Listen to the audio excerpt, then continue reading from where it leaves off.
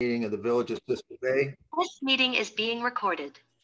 For Tuesday, March 15th, 2022. Janelle, will you handle roll call, please? Zashki. Here. Baker. Here. Berto. Here. Bell. Here. Duffy.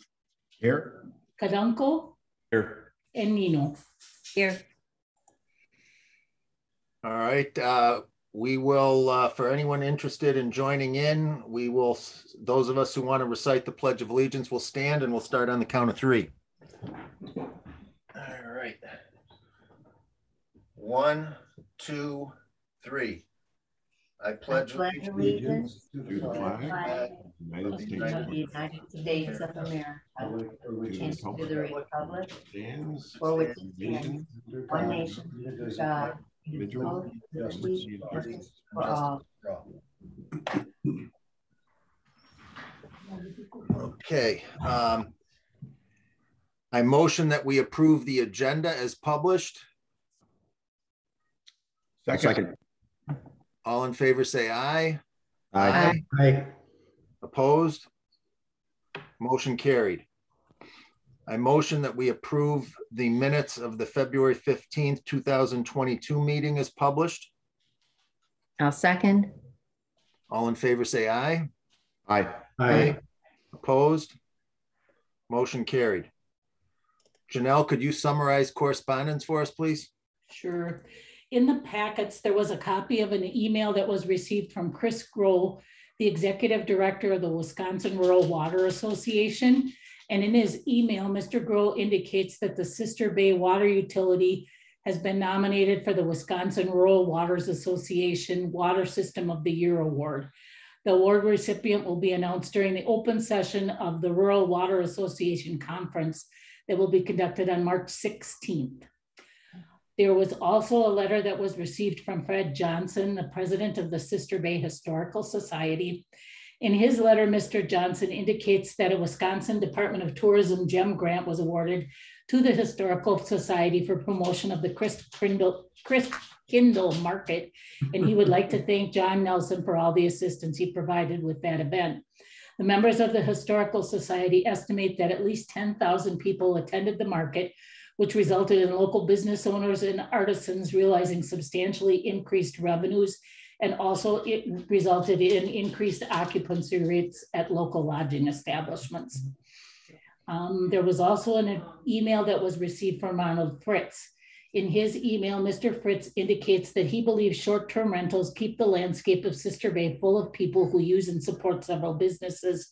He also states, to lump sum all summer rentals together and to make all pay the same rate is ridiculous. Finally, there was an email that was received from Leslie Jones on behalf of the FEMA Region 5 Community Engagement and Risk Team.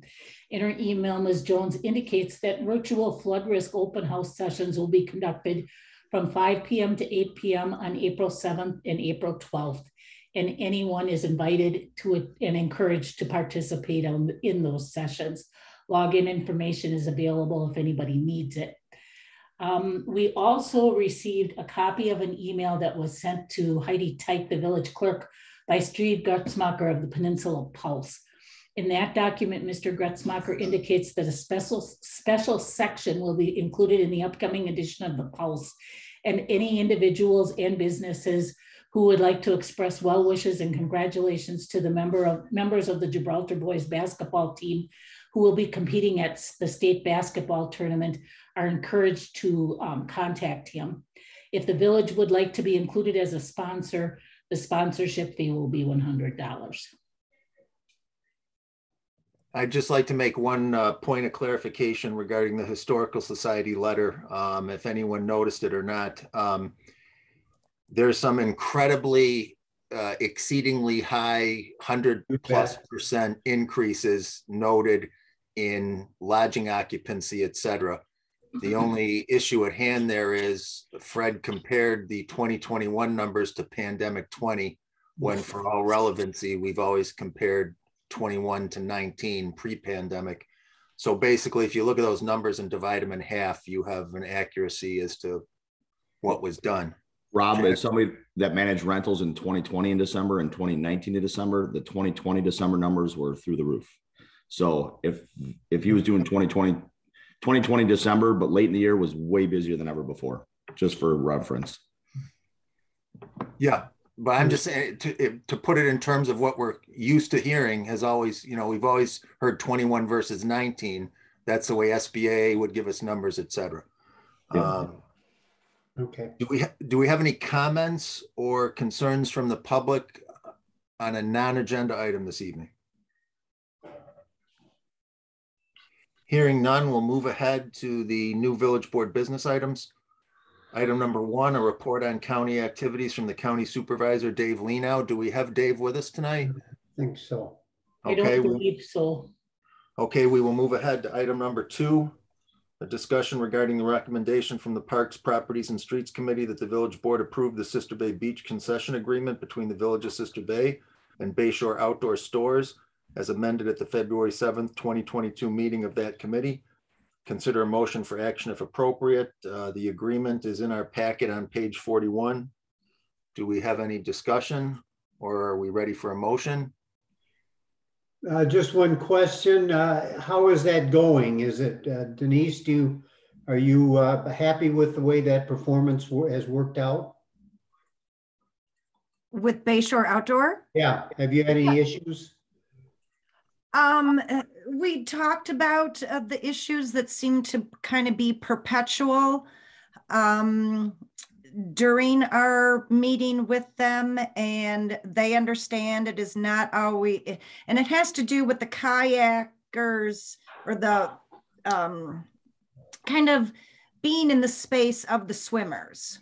And because it's a public launch, sometimes it is not the customers of Bayshore Outdoor. It is just people launching. And so we did bring that up, tried to be emphatic that their employees down there when renting need to be telling them exactly what they can and cannot do and what space to be in. But they kind of have no control over people who bring their own and just, invade some of the swimming space. Okay.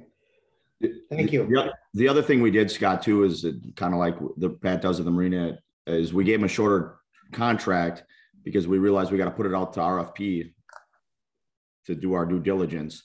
And then I think we're going to adopt what the Marina Committee does, is make it a 3-year with a 2-year extension. Doing a good job. So you know all about that, Scott. Thank you. Yeah, it's a good, I like what the Marina does, and I think it's good for parks to do the same. Okay. If not, I'll make a motion. We approve the agreement. I'll second. All in favor, say aye. Aye. Aye. Opposed? Motion carried.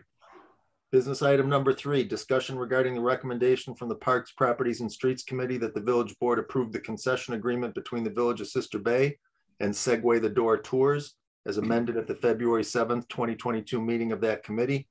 Consider a motion for action if appropriate. The agreement is in our packet on page 47. Do we have any discussion on this item? Or do we have a motion? I'll make a motion. Second. Motion to approve? Yes. Sorry. I'll second that. Second. All in favor, say aye. Aye. Aye. Opposed? Motion carried. Item number 4, discussion on a request from Zeke's Village Market LLC, Benjamin Joseph agent, for the issuance of a combined Class A liquor license for the property located at 2361 Mill Road, Unit 2 for the period ending June 30th, 2022. Consider a motion for action if appropriate. We do have Ben and Vicky with us this evening on the call. For those of you who don't know Ben and Vicky, I'd just like to say, as we all know, we've been wishing for years to see some retail finally show up in that property for years now. And quite frankly, we're fortunate that a dynamic prime of their working career couple has not just relocated to Sister Bay, but fallen in love with Sister Bay and are able to tailor their work at home careers to allow them to focus on becoming not just citizens in the community, but business members. Ben is born and raised in Wisconsin. Vicky's born and raised in Belfast, Ireland. And they come before us for this. If anyone has any questions that you'd like to ask them, they're here. Hearing I have no questions. I got a question, I guess, for Vicky. One of my best buddies is from Belfast. He's a huge Packer fan, and he's converted a lot of Belfast, Northern Ireland people to Packers. Do you happen to be a Packer fan from your days in Ireland, or just from being here? I'm a Packer fan through marriage, but I'm glad to see that the cheesehead has made it across the Atlantic. He's nuts. Yeah, well, I'll introduce you to him when he comes to visit. Oh, absolutely. I'd love that. We've converted her entire family, and they especially like the Bucks. No one was into basketball before. Coming over, they come to games. So all things Wisconsin sports over in Belfast. That's awesome. Well, good luck to you guys, and welcome to the community. Yes, welcome. Can I just ask that when you make a motion to approve the license, you're also making a motion to approve Ben as agent for that business, because this is an initial request. Just to clarify, Ben and Vicky, if you're probably already aware, but essentially this license carries you through June 30th, and around May timeframe, you'll be applying for the license to carry you through the rest of the year. Okay, great. And Denise? Do the two of you plan on having any employees, or will one of you always be on premise during business hours? Yep, I will always be on premise. Just was approved from a full-time summer leave of absence from my day job, so I will be focused here. We have a college-age nephew and girlfriend coming for the summer too, and they will be an employee, but I will be there 7 days a week is the plan. Okay, well, just because part of the license is that somebody that holds an operator's or an agent needs to be on premise all the time, if not all of your staff has operator licenses. Okay. It makes sense going forward to just have all your staff get an operator license, because it's impractical to think you or just another person will be there all the time just from experience. Just pay the little fee and Heidi will walk you through it. Okay, that sounds good. So we'll plan on having every employee that we have get one. Yep. It's a boring online class. It might take a couple of hours. You have to be really, sorry for the word, stupid not to pass the test. Yeah, that's the Wisconsin. We both did that. it. We did it one Saturday night about a month ago, and I'm like, this is not how I want to spend my Saturday night, but we got it done. So.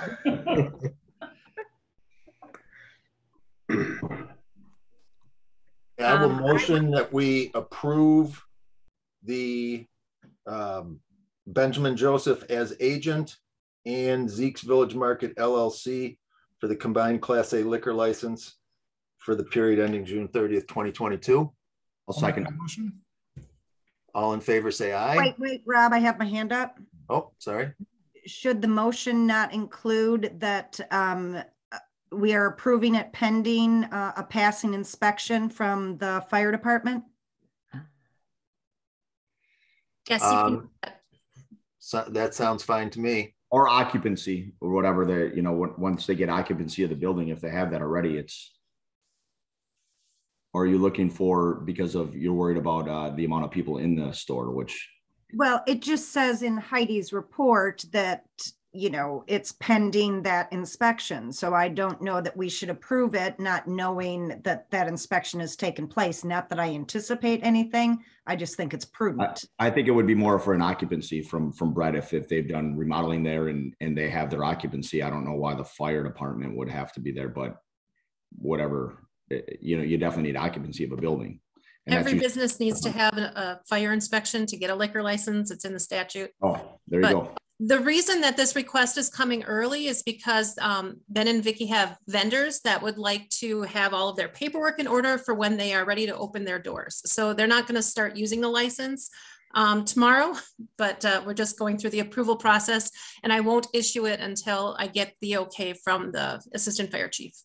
Okay. Actually, that brings up, Heidi, the way you say that, though, they might not be able to purchase without this license, correct? So maybe yes. we should issue it so they can start purchasing inventory, but not allow them to sell until they've cleared. Well, what usually happens is the vendor calls me and asks if one has been granted, and then I say yes, but it has not yet been issued. Perfect. Should have figured you had done this before. Thank you. Yep, that's the plan. So the target opening date's May 16th. The build out's almost done now, and I know fire inspector is coming up fast. So.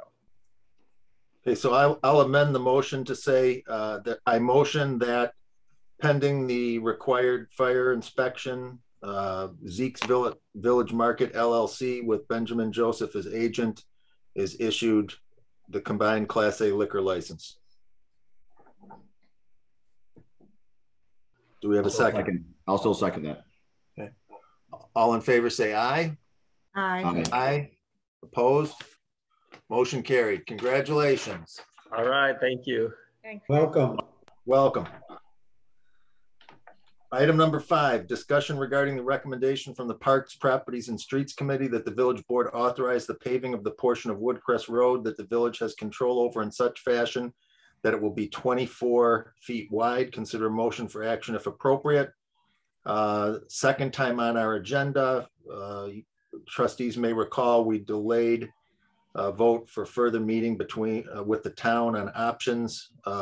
We remain here with the previously recommended option. It's on, and also on page 59 of your packet is a summary of the meeting that Dan Klansky participated in with the town, which essentially reiterates that this is where the town is at and where Dan is again offering that we should be at. Dan Klansky, anything you would like to add? Just we're kind of reaching the end of our time. If we want to try to get this done, the road was built in 1959, attaches to ZZ, which is 24 feet. So I mean, it would match up. The cost, they're selling us gravel at like half of what I could purchase it from. I mean, everything they've done as far as giving me numbers, working with on the bidding, I mean, is saving us thousands of dollars. So I just know next year with oil prices and everything going up, I mean, you could almost double this cost. And, you know, at that time, they may choose not to participate with us. You mean Liberty Grove? Correct. Correct, the town, yes. Well, I'll make a motion to approve. Oh, I've got something here. I really am bothered by the last sentence in this summary here. Said, in the meantime, the village can pursue additional pathways in the village, such as bike pedestrian path to sports complex, to keep Woodcrest clear for vehicles only. That is absolutely not acceptable and is not permissible by state law. That is going to be used by pedestrians and bikes, whether we do this or not. I get that we have to do this, and Dan, I'm gonna let you know, I was out there at 8 o'clock this morning. You see me out there. Yep, yep. I do wave at you guys, and that is a particularly rough road. Yes. I understand. I absolutely get why we have to do that, why that needs work there. I still am against doing it for the short term.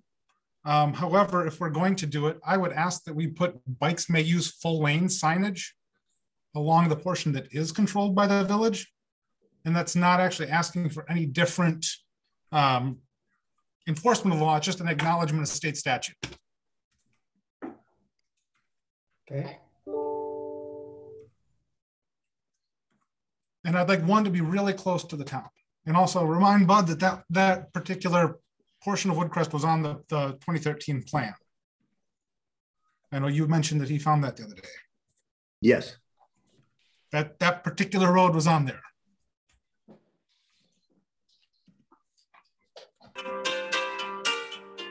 So are you suggesting, Nate, that you would like to see Pat rescind his motion and you would like to phrase a different motion then?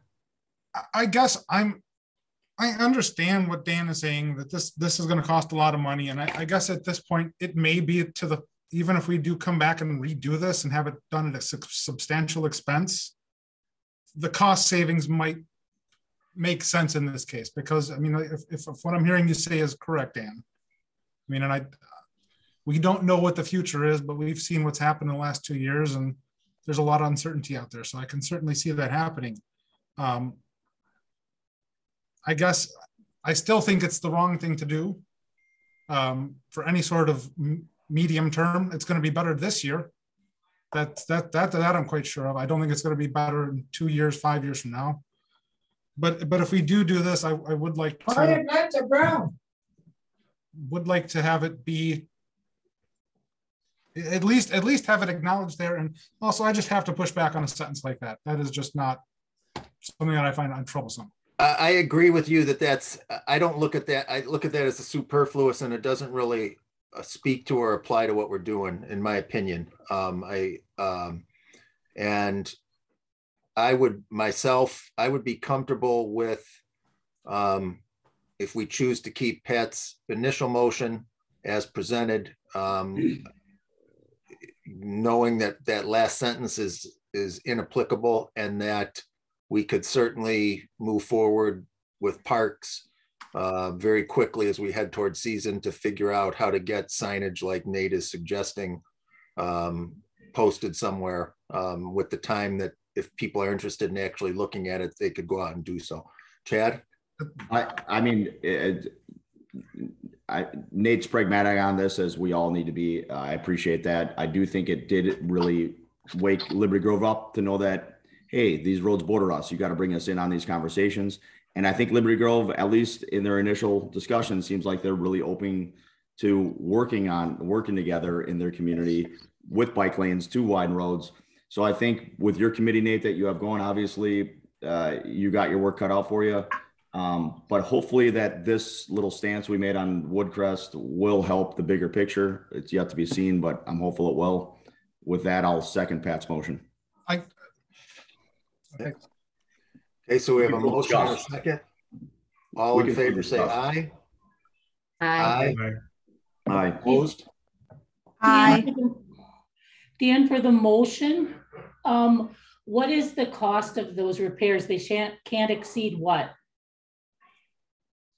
With the oil prices changing, I have the estimate at 121, but I mean, it could be plus or minus 10,000. I guess it depends where oil is at the time, but I'm thinking we'll be in the neighborhood, plus or minus. So if you put, you could put the 121, and then. Okay, should I just say shall be approximately 120,000? Yes. Let's say approximately 121, and then let's clarify. Am I correct to say I heard 2 nays, Denise and Nate? Yeah, and I would have been affirmative had we put that modification on the signage on there and made it pending that. Okay, so we've got 2 nays, and so we've got a majority passes to the motion. All right, and then I say that it was a consensus that it's not an issue to put up the signage that Nate wants? No, that was not part of the motion. No, I'm talking about when Nate mentioned that. Okay. Several of you said that wouldn't be a problem. It was not part of the motion. It was not part of Chad's second. There was a suggestion made during discussion as to whether we wanted to consider rescinding the motion and put forth the new motion. That did not go anywhere. The original motion was seconded and we voted on it. Okay. So I'll just say that we will trust that as we move forward, whether it's in Nate's new committee or parks, we will, as working partners, address Nate's signage issues quickly moving forward here. Okay. In the particular committee. Janelle, is Tasha online? Yeah. Could you ask her, do they have to authorize the release of Pratt funds to do the road? You already have it budgeted. Okay. Okay. This would be, yeah, if this is way over, you said 410,000? No, this would be 121. 121. Then yeah, we're good. You're already budgeted. I don't have the I guess waiting to hear what we get for the asphalt cost on Mill Road. I mean, they'll be close, I think, to what I originally budgeted. Estimated. You're good. Okay. We're good. Okay. Good. Thank you. Thanks, Dan. Thanks, Dan. Item number 6, discussion regarding the grant funding that will be received from the Knowles Nelson Stewardship Program in the amount of $392,600 for Pebble Beach. Consider a motion for action if appropriate. Tasha? Did you have anything to clarify for us on this, Tosh? We don't have anything to clarify. This was Chad's request to have this on the agenda. Oh, all right. I'll take it from here. I was daydreaming. As you know, the village was initially awarded the full amount of 700 some thousand. That got held up in committee because that's how the state works. We could have settled for 249 from the DNR, which is what Egg Harbor did and so many of these other communities have done. I had a meeting with Kitchens, and Tasha has been talking with their office and giving them information. And I kind of put his feet to say, this is your job, is to figure out who's saying no and to fight for this. So he did. He figured out who was saying no, and he got more money. I don't know how he arrived at that number. It was interesting. The day it got released, I got a call from the DNR and from the land trust, two agencies, especially the DNR, that you would think would be in contact with the state, but none of them knew that this was happening. I knew it was happening because Kitchen had reached out to me that morning.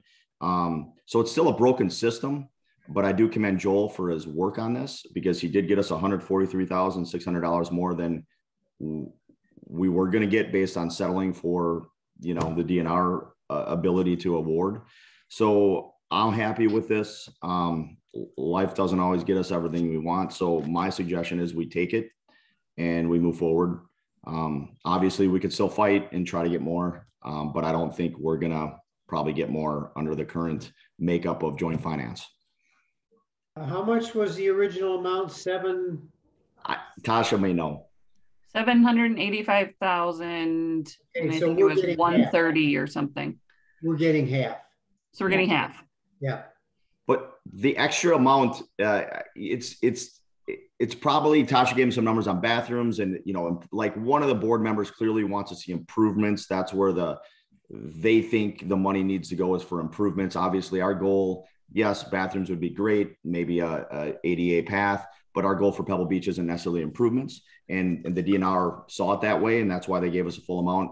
This joint finance committee doesn't see it that way, but at least we were able to get an increased amount, and that's the best we can go. I got to call the woman I spoke with at the DNR. They're in the dark about all this, right? They're a government agency that you would think they would just share information, but nobody shares information to them. So they were so surprised that we got this, because this doesn't happen that often, at least at this point in our current political environment. So it's a good thing. And again, I'll definitely give Joel credit for fighting for this.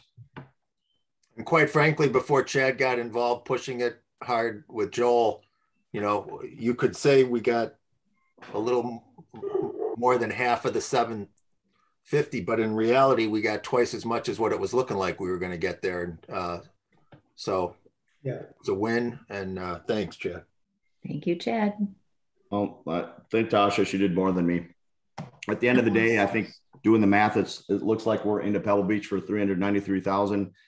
I mean, I think every one of us would have done backflips to get it back in the day. Maybe not Pat, but I think even you would have voted for that, Pat.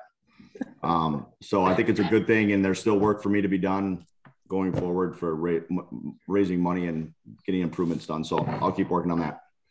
I was down in the Capitol after that, and I actually stopped by Kitchen's office and thanked his aide. It was the day after the session came out. So I expressed our gratitude for doing that. Awesome. Good. Ed, will you be reaching out to Jess then to yes, I'll tell her that. Or would you like me to? As long as we got consensus, you guys all good with this? I wanted to bring it to you. Tasha said I should just take it and not even talk to you guys, but I thought it would be better if I talked to you. Just kidding, Tasha. I think there's consensus that you keep moving forward like you are. Tasha, why don't you just email her then, since I'll probably forget and you're way more better at that. Okay. Thank you. Thank you, Chad. Yep. Thanks, Chad. Item number 7, discussion regarding whether village meetings should continue to be conducted virtually or whether in-person meetings should resume. Consider a motion for action if appropriate. We said we would discuss the next several months moving forward at the March meeting, and here we are. Thoughts, discussion on you know, should we continue with the village board meetings Zoom only through April and May and reassess in May prior to season? Does anyone have strong feelings on going back to in-person now? Should we continue to let committee chairs have the right to determine whether their meetings will be Zoom or in person? How does everybody feel? Denise? Have we fixed the problem that if we want to do a combination of both down at the fire station with the technology, have we addressed that issue yet? I haven't worked on it at all. I mean, it's something we can certainly look into. I didn't anticipate the question, so sorry, I wasn't prepared for that. Okay. Okay. Chad? I mean, I love the convenience of Zoom. I'm absolutely for us getting together in person. I do like Denise's questions though with Heidi. I think if we can, whether we can do it in-house or we can figure out somebody to help us set that system up, I think that would be best. Yeah, I mean, I'll go along with that, whatever you guys go with is basically what I'm saying. But I agree with Denise on that. If we're going to be in person, I don't know. I guess, but at some point we got to draw a line on that too. I mean, it's great for convenience for people to call in. It's convenient for us, but it's also, are we doing it just for their convenience? Or are we doing it because of health reasons? Can we keep doing it remote? I don't know. Denise? Well, first of all, it's convenience. If somebody did happen to be sick, and I don't mean with COVID or anything else like that, but they could sit in their recliner at home and still Zoom in. I'm also thinking about it from a staff perspective. Sometimes our meetings go relatively late and everybody lives far away, and they have to hang out at the office until 6 o'clock.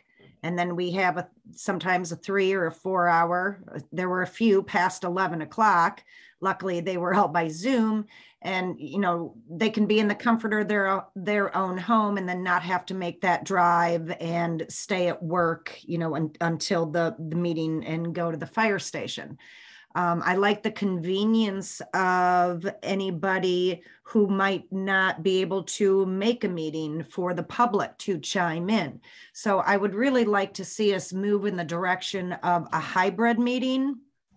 But to do that, as we found out for that 1 or 2 meetings that we did have, that we tried to do that hybrid, it did not work. And so I think we have to address that issue, do what we have to do, and that's what I would like to see. So are you asking that when those people who are at the fire station attending the meeting in person, are they also Zooming in on their devices, or are they just there in person? They're just there in person. Okay, because I do have the ability to hook up the laptop to a projector, project it on the screen, plug in some speakers, so you can absolutely see anybody zooming in on the big screen and hear them speaking. They wouldn't necessarily see you. We did do that and it didn't work well. There was a problem with the sound. Well, I'm not using the projector that's coming down from the ceiling at the fire station. I'm using a small external device that I use when I do my election trainings. So it's not connected to like a network there. It's just coming out of the one connection on my laptop. Okay. So that little projector, I can't be in the room with that. It's a DLP projector, and there's some people that start to see the spinning wheel on it. And I see rainbows, and it kind of makes me nauseous. That happened many years ago when we were doing the CIP planning at Birchwood Lodge. I remember that. So I believe that's still the same DLP, just how the technology inside that projector works, my eyes work. It's quite annoying. What is the issue with using the projector up in the ceiling? I think Denise just said that the connection there wasn't working because it needs to be hooked to an Apple device. And then between everyone on their Zoom, I don't know exactly. So Nate, are you saying you would be opposed to, since it would be a hybrid meeting, are you saying you'd be opposed from being at home while anyone else was in the fire station with the type of projector Heidi's referring to that you object to? I mean, it's that particular projector. It's not the technology. It's not anything else. It's actually the DLP projector with how the lights, the mirrors work inside of it. I know, I get that. I'm just saying, in those circumstances, are you saying you would want us to pursue a different projector because you don't want to be at home zooming in while anyone else, you might not be the only one at home. Others in a hybrid format may decide that they want to be at home as well. Chad? At the end of the day, he's going to want to come to meetings going forward. And if this projector has an adverse effect on his ability to function, I think we need to just get another projector, test it, have a practice meeting. Maybe the current projector can work properly in a different format. Maybe we need to get an iPad for it, whatever that is. Let's just do that. My suggestion would be we continue in the manner we have been for April and May, with the condition that we immediately look to find a suitable projector with Nate's assistance on the brand and type, and that we get that in time to test it in April or May and see how it goes, and just, go from there. How does that sound? Who's the chair of our technology committee? They should figure this out. I can, yeah. Nate. That's me again. So Nate. Thanks, Chad. You're welcome. I knew guess the what I would answer. say is, let's not limit ourselves to a projector, because at this point, an 80-inch TV on a stand might be just as good. And at least would give something, you wouldn't be looking at a screen. You could put the camera right on top of it. And we also need to look at getting a directional microphone and then a webcam that can change focus. Now you're talking, Sounds Nate. excellent. Okay. I guess the only question I would have is there room to store that at the fire station? Would probably just stay right out in that main room. The closet's full. Okay. Okay. Okay. And So maybe do we have consensus that we'll technically consider April and May to remain as is, but with the condition that we will be acquiring new equipment to test at some point, no later than the May meeting? I'm good with that. I'm good. I'll be in touch with you, Heidi. Okay. Thanks, Nate. Thanks, guys. one other question, Rob. Yeah. Should we coordinate also with Chris Hecht if this is going to sit out, that whatever we get, that, maybe the firefighters association would be willing to throw some money in it. I don't know what kind of expense we're talking about, if it's something that they can use also in that space, and will it work for them or not? I can ask Chris. I actually helped Chris with that projector way back when, so. Okay. Yeah, sounds Thank good. you. Okay. Anything else on item number 7? No. Okay, thank you, everybody. Item 8, discussion on the desired format for conducting this year's open book and board of review. Consider a motion for action if appropriate. Heidi? So the assessor is ready to schedule open book and board of review for this year. They have requested that open book be conducted via telephone, which is what they've done the last 2 years during COVID. It is convenient for them because they don't have to make the drive up here, and there is still concern with COVID. So I don't know, if they're less willing to come for that reason, or I didn't really ask her to explain. But if you would prefer that they show up here and sit at the fire station in person, I can certainly ask them to do that. The other item is open or board of review, which is a mandatory meeting for the trustees. If you prefer to do that Zoom as we have for the last 2 years, we can. It's not a reevaluation year, so I'm not sure what to expect as far as objections go. But if we do hold it in person, it will have to be at the Village Hall, because the fire station is not available on June 2nd, which is a Thursday night. Are you saying June 2nd is already the chosen date? Yes, if that date doesn't work out, I can go back and ask them for another one, but they do like to try to coordinate several municipalities if they're driving up here. So we would be the last one for the night. They would be doing 2 others before us in Door County, so that they fill up their whole day with board of review meetings. So what I'm hearing is you're suggesting we do the Board of Review in person at the fire station on June 2nd, and then we need to pick a different date for open book? No, Or- we can't do it at the fire station on June 2nd because the fire station is not available. It would have to be at the village hall. Okay, So Denise? we don't Do have the board to review via change at Zoom. all. Let's keep doing that on Zoom until we can't. Yeah. As much as fun as it is to have everybody in person for that meeting. So did you, Denise, go ahead, please. The village hall is not conducive to any kind of meeting at this point in time. So I would suggest that we just continue by Zoom. Yeah, I think for both, right, Denise, for open book and Board of Review? Yes. Okay. And then Heidi, so are we saying we would have both of those meetings on the same night? No, open book takes place before the Board of Review. It gives property owners a chance to look at the assessment and question it with the assessor before they file an objection, which is what would happen at Board of Review. So that would be conducted via telephone. When the assessment roll is ready, I will get it from the assessor. I will put it online and then publish that so that people know where to find it. They can call the office and stop in and look at it, by us, or they can access it on the website, so that they can then call the assessor with any concerns that they might have. Then Board of Review comes around 45 days later or within 45 days, and they can file objections and have a formal hearing.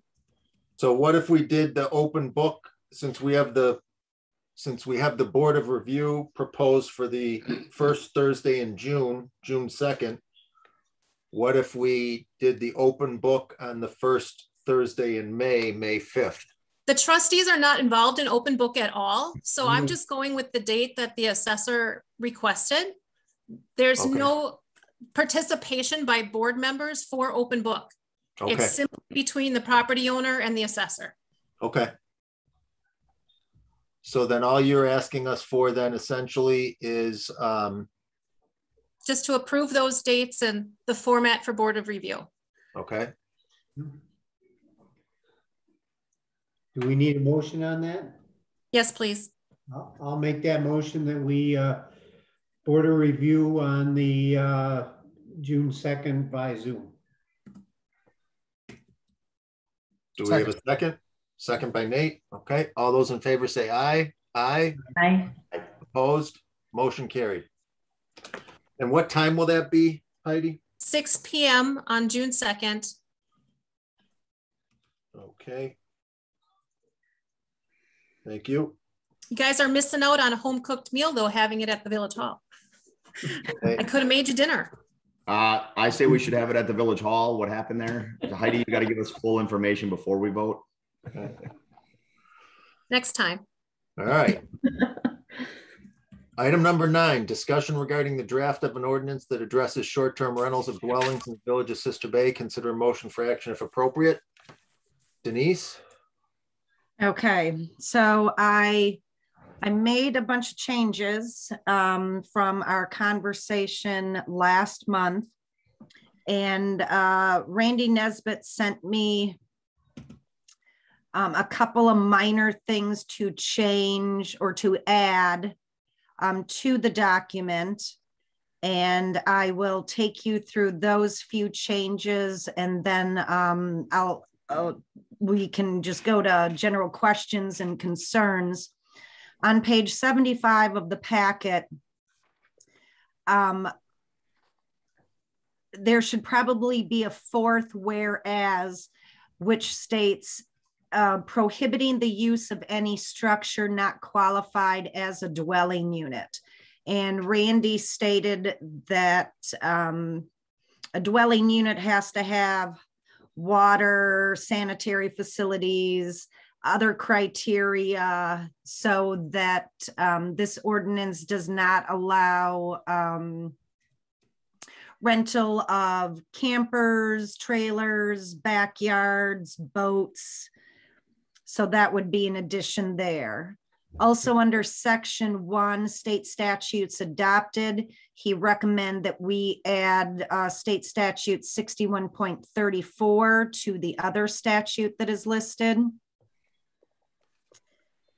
And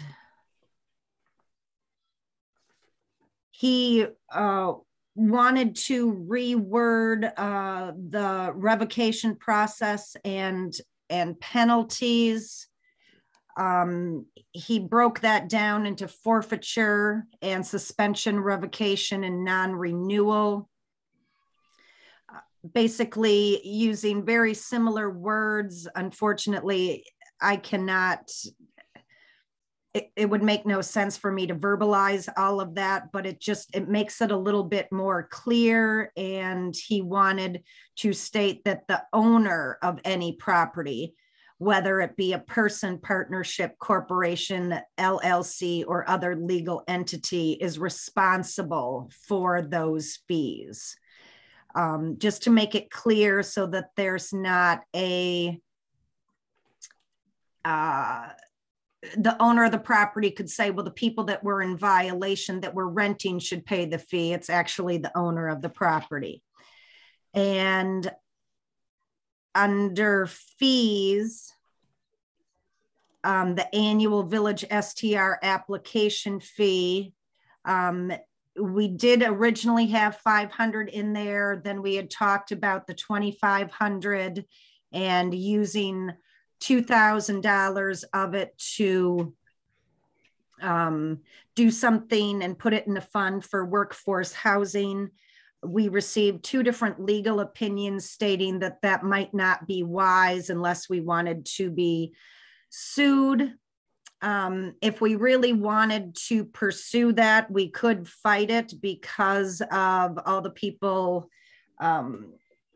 currently purchasing homes and turning them into STRs, that there is an effect on the housing stock because of that. But it was suggested by the village attorney that I talked to the League of Wisconsin of Municipalities and talked to them about addressing that as a statewide issue, not a Sister Bay issue, and see if that's something, and to make a pitch to them and see if that's something that they would be interested in doing. So I think that's pretty much all of the changes that Randy wanted to see. So now we can just discuss the document in general. Chad?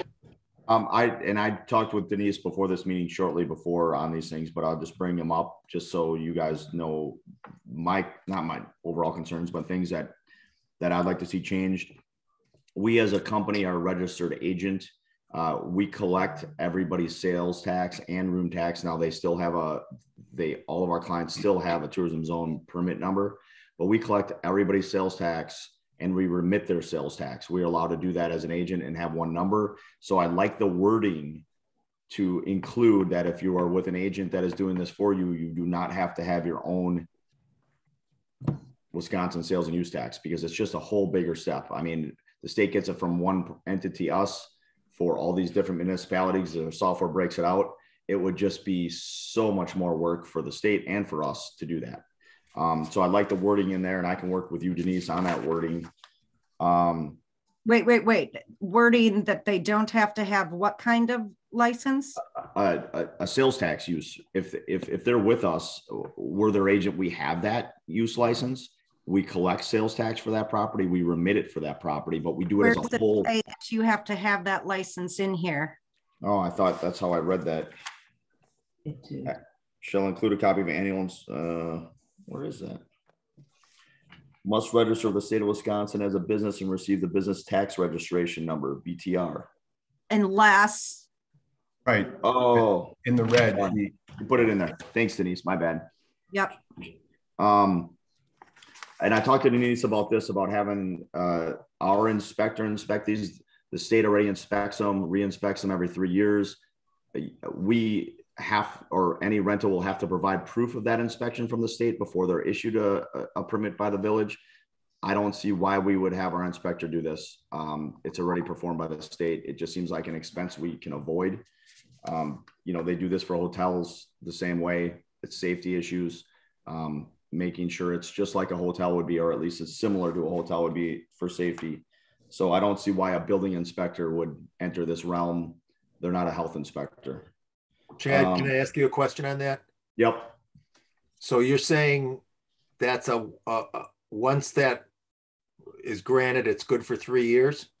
No, it's good for a year, but the state will do a renewal inspection every 3 years.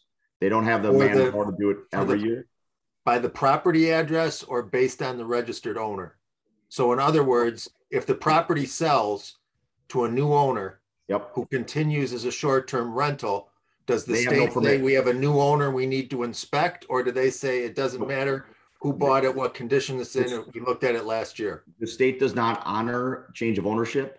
The minute that house sells and it's under a new owner, the state, that's why we don't let any of our clients sell during the rental season, because the state has to re-inspect it as a brand new permit before it's licensed. So that would not, even if I've seen clients try to write them up in real estate contracts, the state does not honor that. So it has to be re-inspected for a new owner. Okay, thank you. There was a lot less on it. So I guess my main concern, and before I could vote yes on this, because I'm willing to vote yes on this, is we need to figure out how compliance is going to work.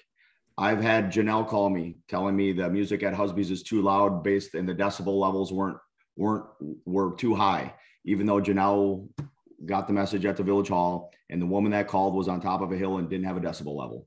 We have to have a system in place to ensure that one neighbor doesn't want their neighbor to rent out their house and they don't just call so they get out of here.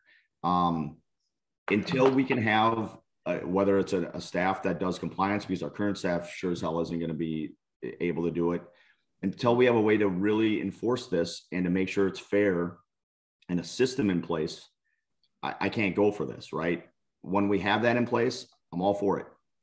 And then that compliance person can do things in other realms. But at this, I hear so many he said, she said stories, and we can't, as a village, pull a license based on a call without proof. So we have to have a process in place to support this.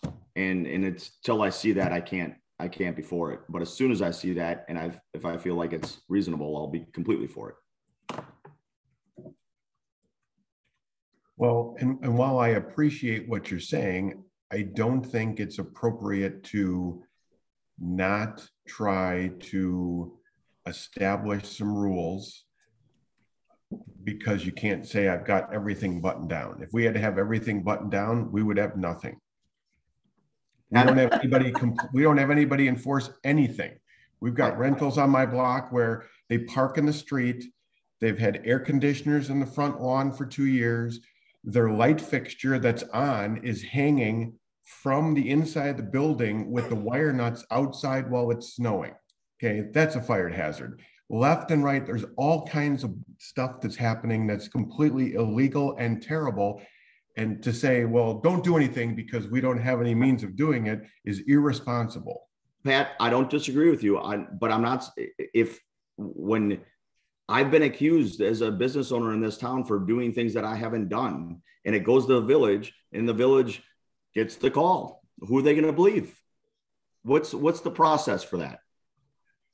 Well, I need a process, right? Because sure. The Bowl will have bands and they'll keep their front door open and I'll get blamed the next day. I know it every time. And I do.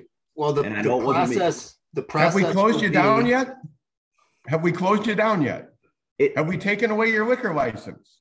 Pat, all I'm saying is I rest my case. We'll take care of it on a case-by-case basis. And if something, Chad, nobody is going to, for starters, we don't have anybody that at the moment is going to stand up and do it. So nobody's going to get their license taken away if there's nobody to do it. But we should start to develop a process and work toward that. And if you don't start with something to give it backbone, you're not going to do anything, which is irresponsible to all of our year-round tax-paying residents, okay? So we need something on the books that will then force us to create the process to validate and comply with the document. But you got to start somewhere. To say, I won't start anywhere because it isn't all buttoned up. That's not a good way to. You got to understand that this is also creating a lot of work for our staff. Like, how do we not have a system in place? Like, we're creating a new job here without hiring somebody. So I think we need to have the discussion on how we plan to manage this. We should hear from staff how realistic this is. Having the building inspector inspect this makes no sense. I'm not against this. We need to have it. I agree. There needs to be accountability. We do this as a living, right? And our number one thing we do is tell our clients, give your neighbors our phone numbers. And if something's going wrong, have them call us, because our clients don't want it to be a problem. The neighbors sure as hell don't want it to be a problem. I'm not fighting any of that. I'm all for that. I just know that I see too many times where one person's, level of tolerance for something is a lot lower than another's, and it doesn't mean somebody should lose their license over it. And I know it hasn't been done in the past, Pat. That's part of my point. It's time for us to figure out compliance in this village, right? It's time for us to have a system in place for all of it, not just vacation rentals. Nate, it's a good thing to have deterrence available and have something that people can look at to understand, here's what you should do, here's what you shouldn't do. I'm all for that. All for that. Thanks, Rob. I would point out, this is something that I know Rob has seen for the last year, because he goes to the same place as I do, at least for the first block. I think about the vacation rental on the corner of Scandia and Birchwood with its second driveway that has never had, I told Bo about that many, many times, and nothing has been done about it. I don't think that there is the capability to enforce the current ordinances. So if we start stacking more ordinances on top of it, it's going to get that much worse. And now, Pat, I think that a number of the things you're describing are already violations of current code. So adding more ordinances that we're not enforcing isn't going to make it any better. I think that if we add additional unenforced ordinances without the mechanism to enforce it, we devalue the rest of our ordinances. Then it becomes selective enforcement, which is not what I am for in this village. I do think that we need to establish some framework for short-term rental regulation, but we need to have the manpower to do it first. If we simply add more ordinances, selectively enforcement, we weaken the village's position, and it's not something that I believe we should do. I like everything that's been said. I think everyone has articulated their feelings very clearly. I think, to me, what Pat said really hits home. Hearing Pat phrase his position the way he did made me recall being a witness to, for instance, the development of the regulations related to how late outdoor music can be performed in the downtown, and how that time was extended. And I remember witnessing the process when regulations were changed on liquor licenses to allow an extra hour of serving. And I don't recall anyone who was a trustee at that time voicing any type of position that's coming up now about, well, we've got to have a process in place for how to enforce it. And so it just, what Pat said hit home to me, because it's kind of peculiar to all of a sudden now we need a process before we establish another, here's the rules of the road. And just like we count on and expect and come to rely upon our citizen business owners to adhere to those types of regulations, to me, it's a roadmap here to let somebody who's going to be the proprietor of a short-term rental know and their guests know, here's the rules of the road. Chad? Yeah, Rob, I don't disagree with that. And maybe I'm being a little too harsh on it. I don't disagree with Pat's take on that. And you guys are right. I think that it's probably time for us to use some of this money to hire somebody to do compliance in this village is what I'm saying. If anything, it's going to make things easier for this village to be operated in a better way. Under our current structure of who we're hiring for administrator, if that, you know, and our outsourced person, that isn't boots on the ground. And plus, do we really want to be using that individual to do compliance? Like, it could be a 20-hour-a-week job for 52 weeks a year. That would be 52 vacation rentals to pay for it. I don't know how many we got, but there's probably more than enough. It's just, it's time for us as somebody that is a part of a bar that has issues, like, and I'm asking for us to have compliance. Where the hell do you get that on these boards, right? It's just time for us to have a process in place, figure out how the staff is going to manage this rather than just dumping it on them.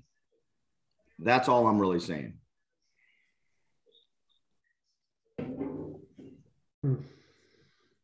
Denise? 2 comments. One is I've heard everything that everybody has to say. I don't agree that we have to have the process in place. And in the meantime, as we work through that, we have a new zoning and planning administrator, and I would believe that it would fall on his lap to address these situations and bring it to the board if need be. Secondly, if we don't adopt this as amended tonight, then I don't see how we adopt it next month with a June 30th deadline for, well, actually the deadline's 45 days before June 30th. So staff and the board has time to review and issue the permits. Then it does not happen for a year.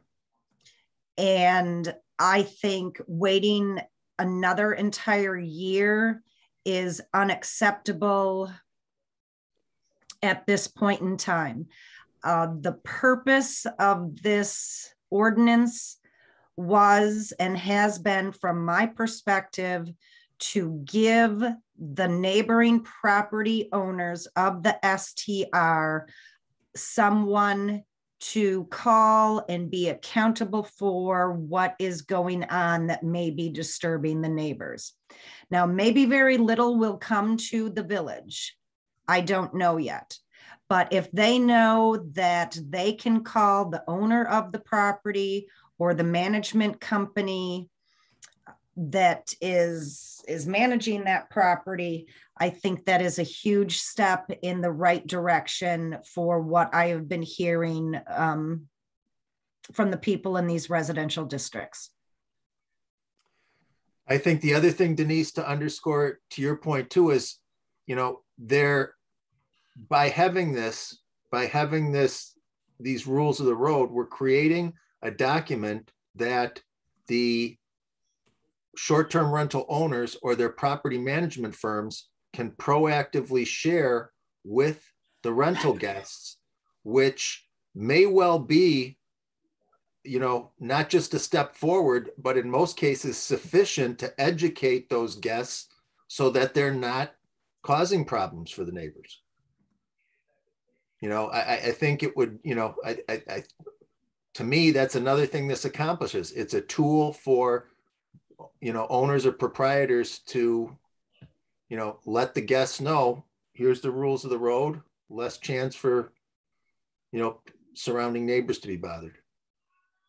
You know, I guess a question I would have is to Heidi is, do you think that this is reasonable to enforce at this point? Does this give you any apprehension? What's your overall take on this at the moment? As far as enforcement of it goes, I envision if there are problems, people will call to the office and I will make a note about it.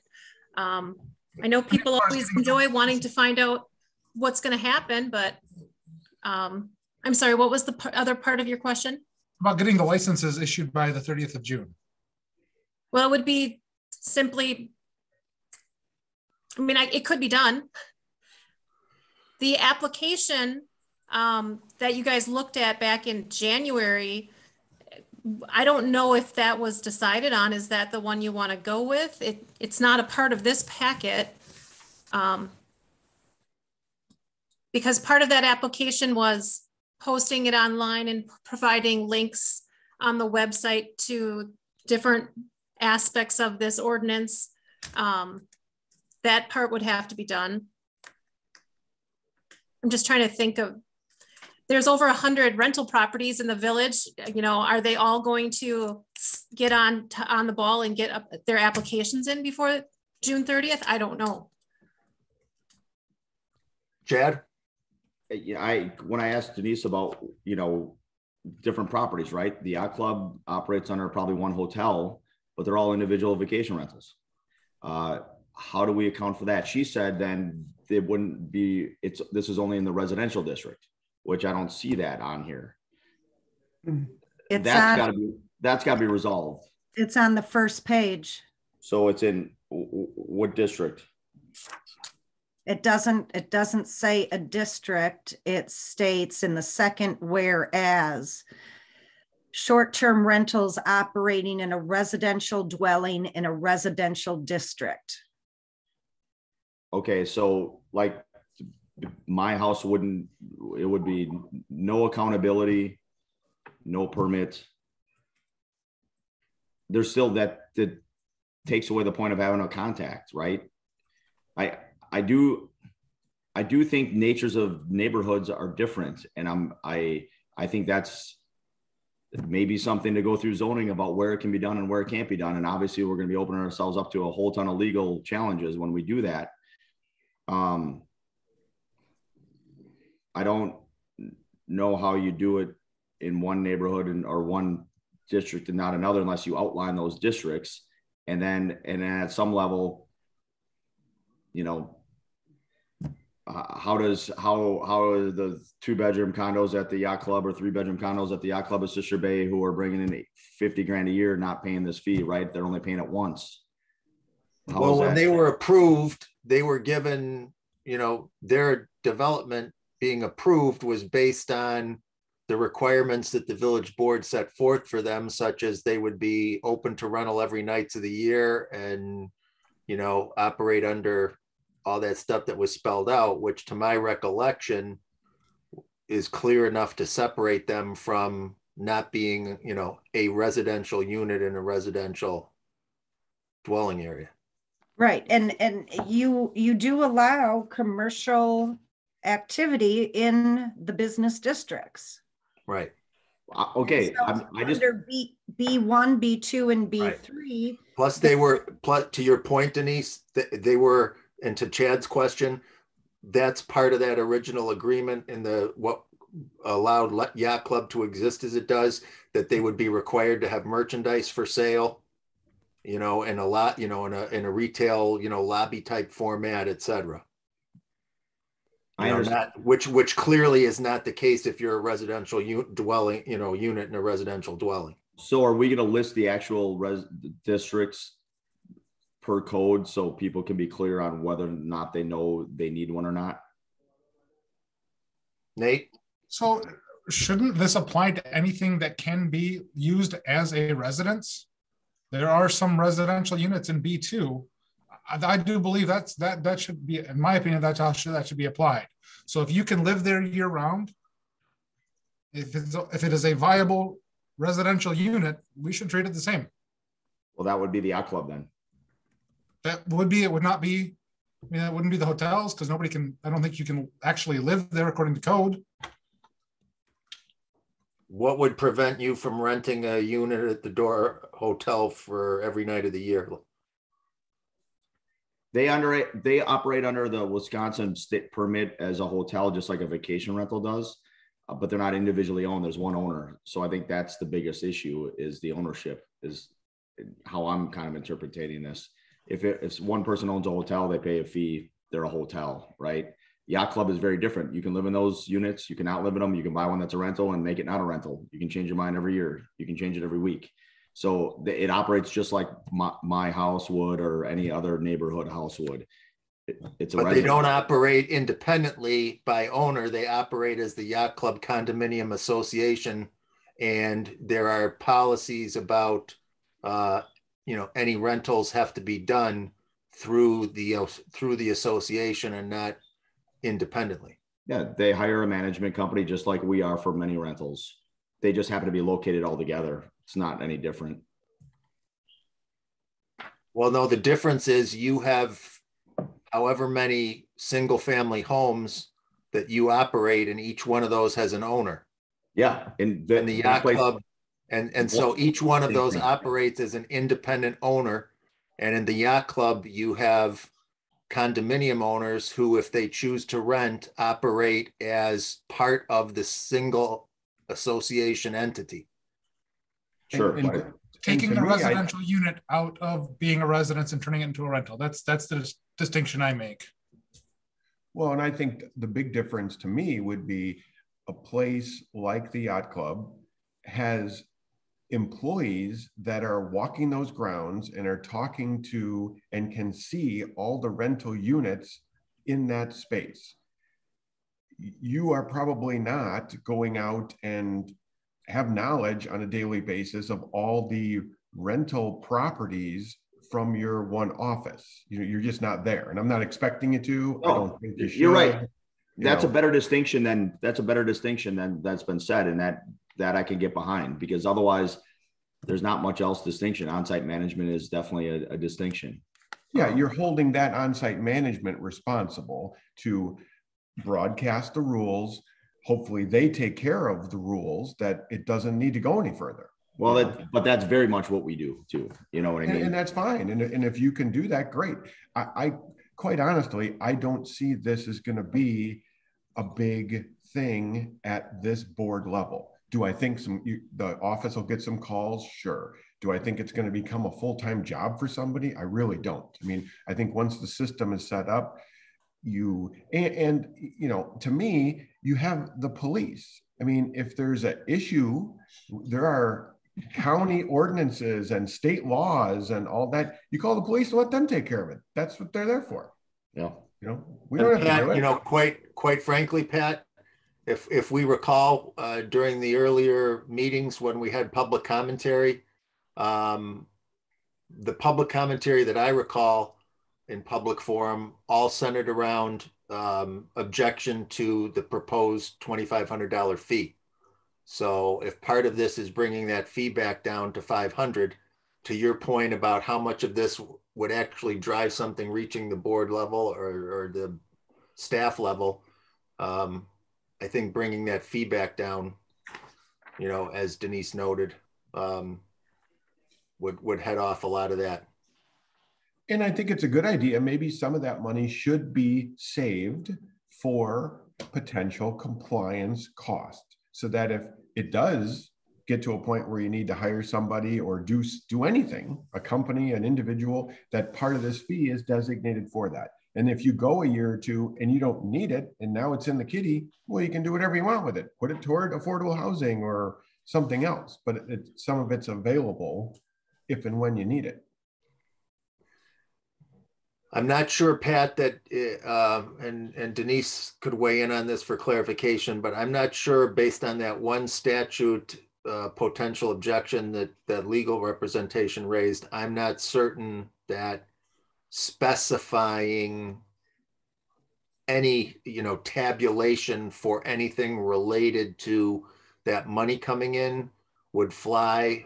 It sounded to me as I read it and talked with Denise about it afterwards, it sounded like, whatever it is you do charge, the money comes in and is part of the general fund, and everyone just has to kind of understand that, just like we would take money out of the general fund for something, if something comes up, it comes out of there. Chad? Well, how I read it and how the courts ruled on it is that we can charge a fee that's reasonable to cover the cost that it takes us to administer this. That's kind of and it makes sense, right? I mean, I'm all for charging $2,500 if we can turn around and use that money for workforce housing, because I live in this community. I care about this community. Even though I manage any one of my clients I manage in Sister Bay, I bet you they wouldn't even call me to argue with me because they know how much I care about this community. And many of them do too. But we're unfortunately, we can't do that. You know, we have to prove, or it has to be reasonable enough that we charge a fee to handle the work it costs to do that. You know, and that's state statutes, and it makes sense for governing. Maybe there's another way we can do it later. But you know, I guess without having I'm not against this, guys, right? I'm not, but like we talked in January, we talked about doing this online, having it really easy for staff, having people application online, scan their documents, upload them, you know. Without having that process in place this late in the game, it's going to be really challenging. So maybe we can somehow extend it, like, yeah, it's for July 1st, but this year, as long as you get it in before the end of the year, you're compliant, or maybe the end of August, or whatever that time frame is, right? To give a little bit more time for staff to be able to process these. Obviously, this information hasn't even been presented to any of these people that own vacation rentals.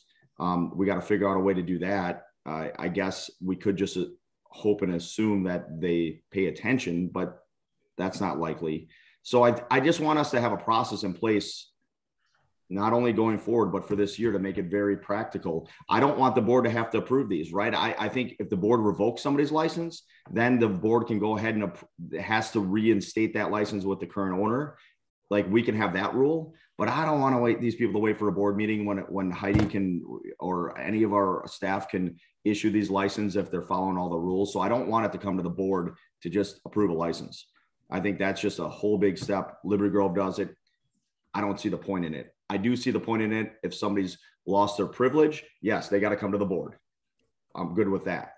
But to just approve a license on this, I don't want it to come to us. I don't know if it says that in there. I thought it did, but maybe it's not in there. Are we at a point where anyone wants to offer a motion based on the revisions that Denise detailed for us this evening? Denise?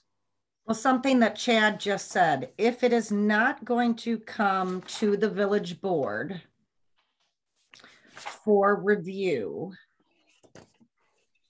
I'm not quite sure how I feel about that. I could probably go either way. I guess I'm sitting on the fence right now about that. Every meeting we're going to be dealing with this, every single meeting. Right. One of my biggest concerns is the garbage issue, and how many people in STRs dump in Berto's personal dumpster that I pay for, other businesses' dumpsters.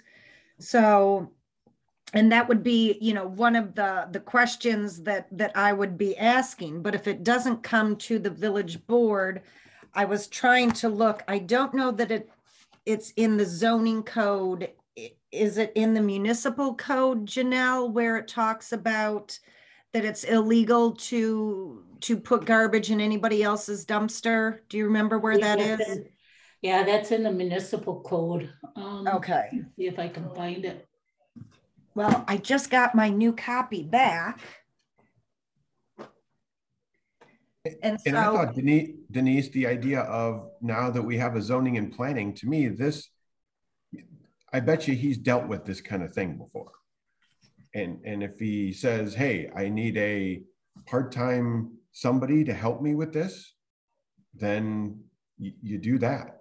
But you know, Waukegan's got all kinds of rentals and all kinds of different business communities. And I mean, that's a town of probably close to 100,000 people.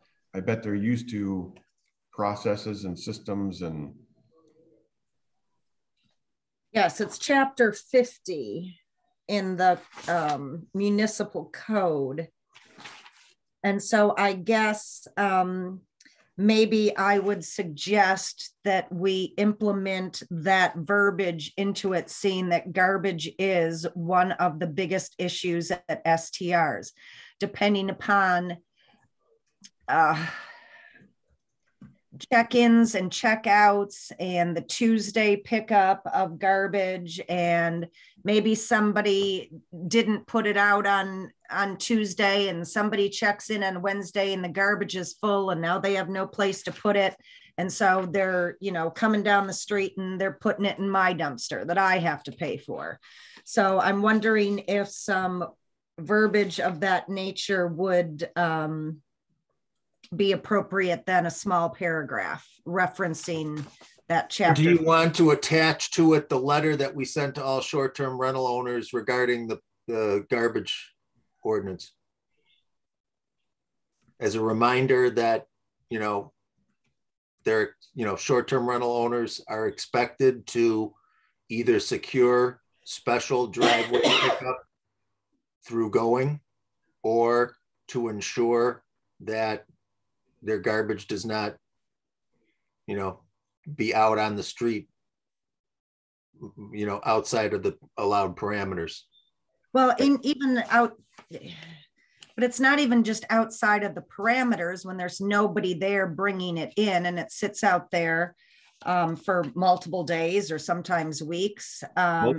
It's about trash elsewhere. That's why we reiterated in that letter that we sent to all the short-term rental owners that, and provided Going's phone number and said, if you haven't already done so, secure special pickup by Going to where they actually come into the driveway and pick the stuff up, so that you're not relying on somebody to be leaving it out on the street for however long. Okay. We make all of our clients have drive-in service. I would venture to say that if we have to pick up garbage, we'll go do it. But at the end of the day, second homeowners, they'll leave for Sunday night and they'll pull their garbage out. They'll come back on Friday and they'll pull it in. It's probably less of a problem at vacation rentals because they're being used every day all summer. It's probably less. So I think, again, this is a compliance issue in the village. This isn't just a vacation rental issue. I guarantee you the people that are dropping garbage off at yours probably are more people that are, well, they don't have to be too cheap to have village, but they're probably Liberty Grove people that don't have garbage service. I mean, it's a problem all over with that, but I guarantee it's second homeowners who come and go all the time. I mean, our vacation renters, they're at the property every day. And if it's filled, guess who they're calling? They're calling me, or they're calling the owner of the property, you know, the Airbnb. They're sending a message. They're not just taking it. Nobody wants to go dump garbage, you know, like if they don't have to, they want it easy. So think about this in broad strokes for the community. Okay. It's not just STRs get all the brunt of it, but I know for us, we make them, even in Sister Bay, have drive-in service. We make them pay extra because we're not getting.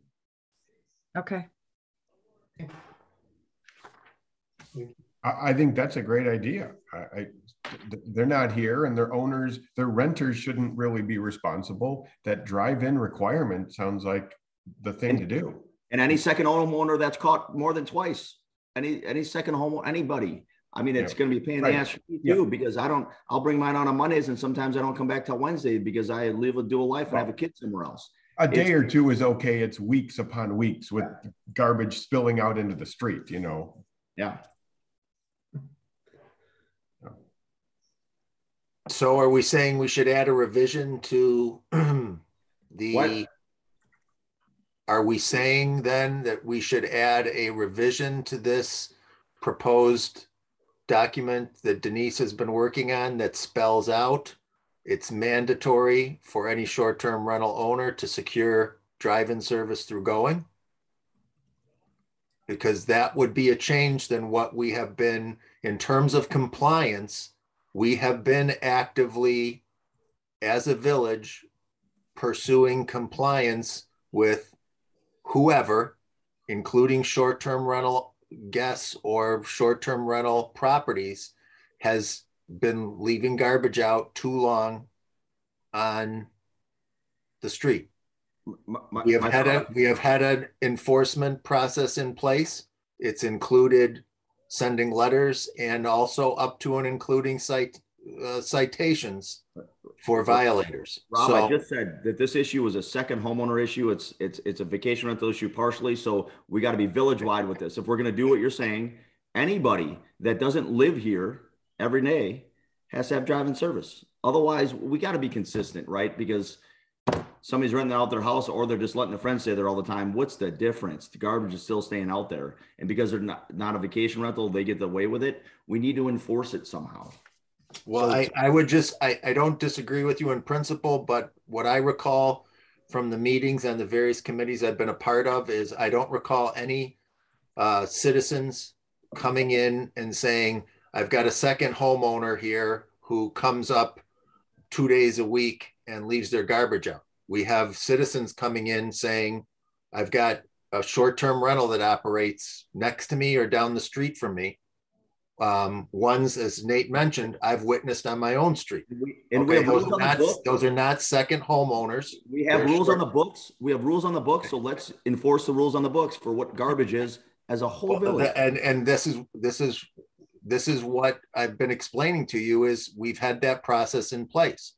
And the process is and as I have explained to as I have taken calls from certain short-term rental owners and said, we just want to be treated equally. I said, we as a village want to enforce this equally and seek to.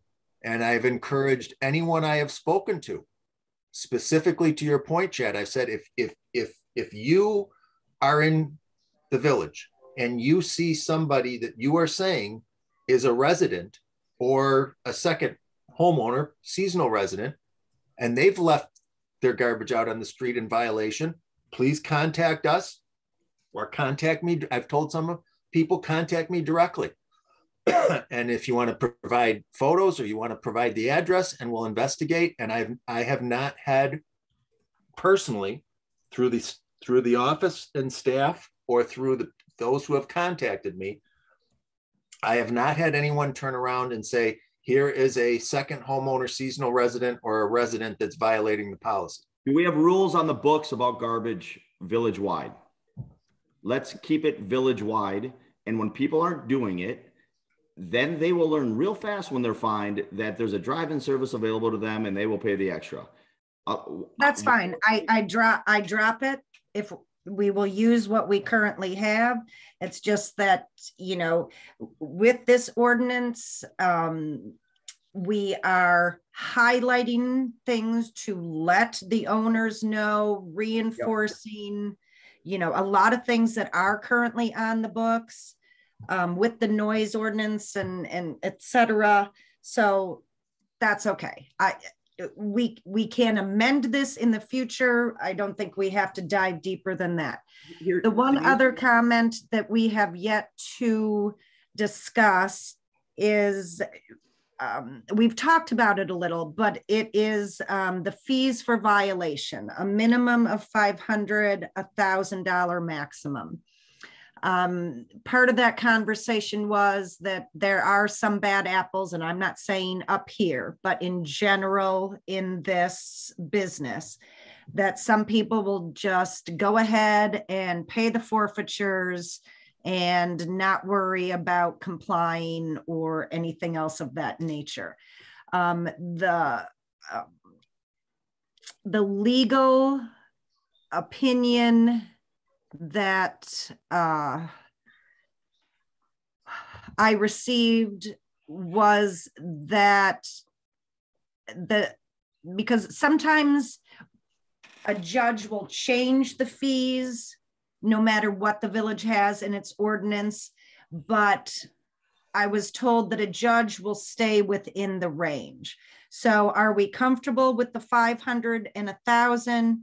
Or it was suggested that we move it to 1,000 and 5,000. I'm comfortable with 500 and 1,000. Yeah, and to your point, you can always amend it. If next year you've got somebody that's taking advantage of the system, then you change it so that you can have a heavier hand if it's needed. Okay. I agree.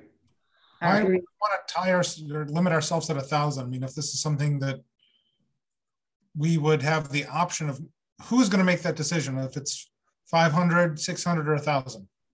The judge. let's put another 0 on the high end of it then. Let's make it 10,000. So in case there's something egregious, if we truly have a bad apple, I mean, most judges aren't going to do that, but why? The reality of the likelihood of that coming into a play is very, very, very minimal. But is this per occurrence, Denise? Like if they're fined twice by us, or 3 times or 4 times, it's going to add up. It is each day a violation exists. Yeah. So every day, and many times we have found that, let's say this went on for 21 days.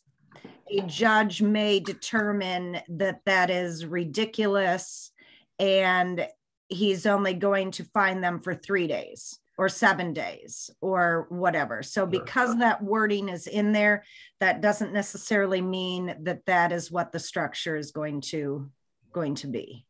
Based on that, I don't think we can go any higher with it, because it's going to be laughed at if it gets too ridiculous, right?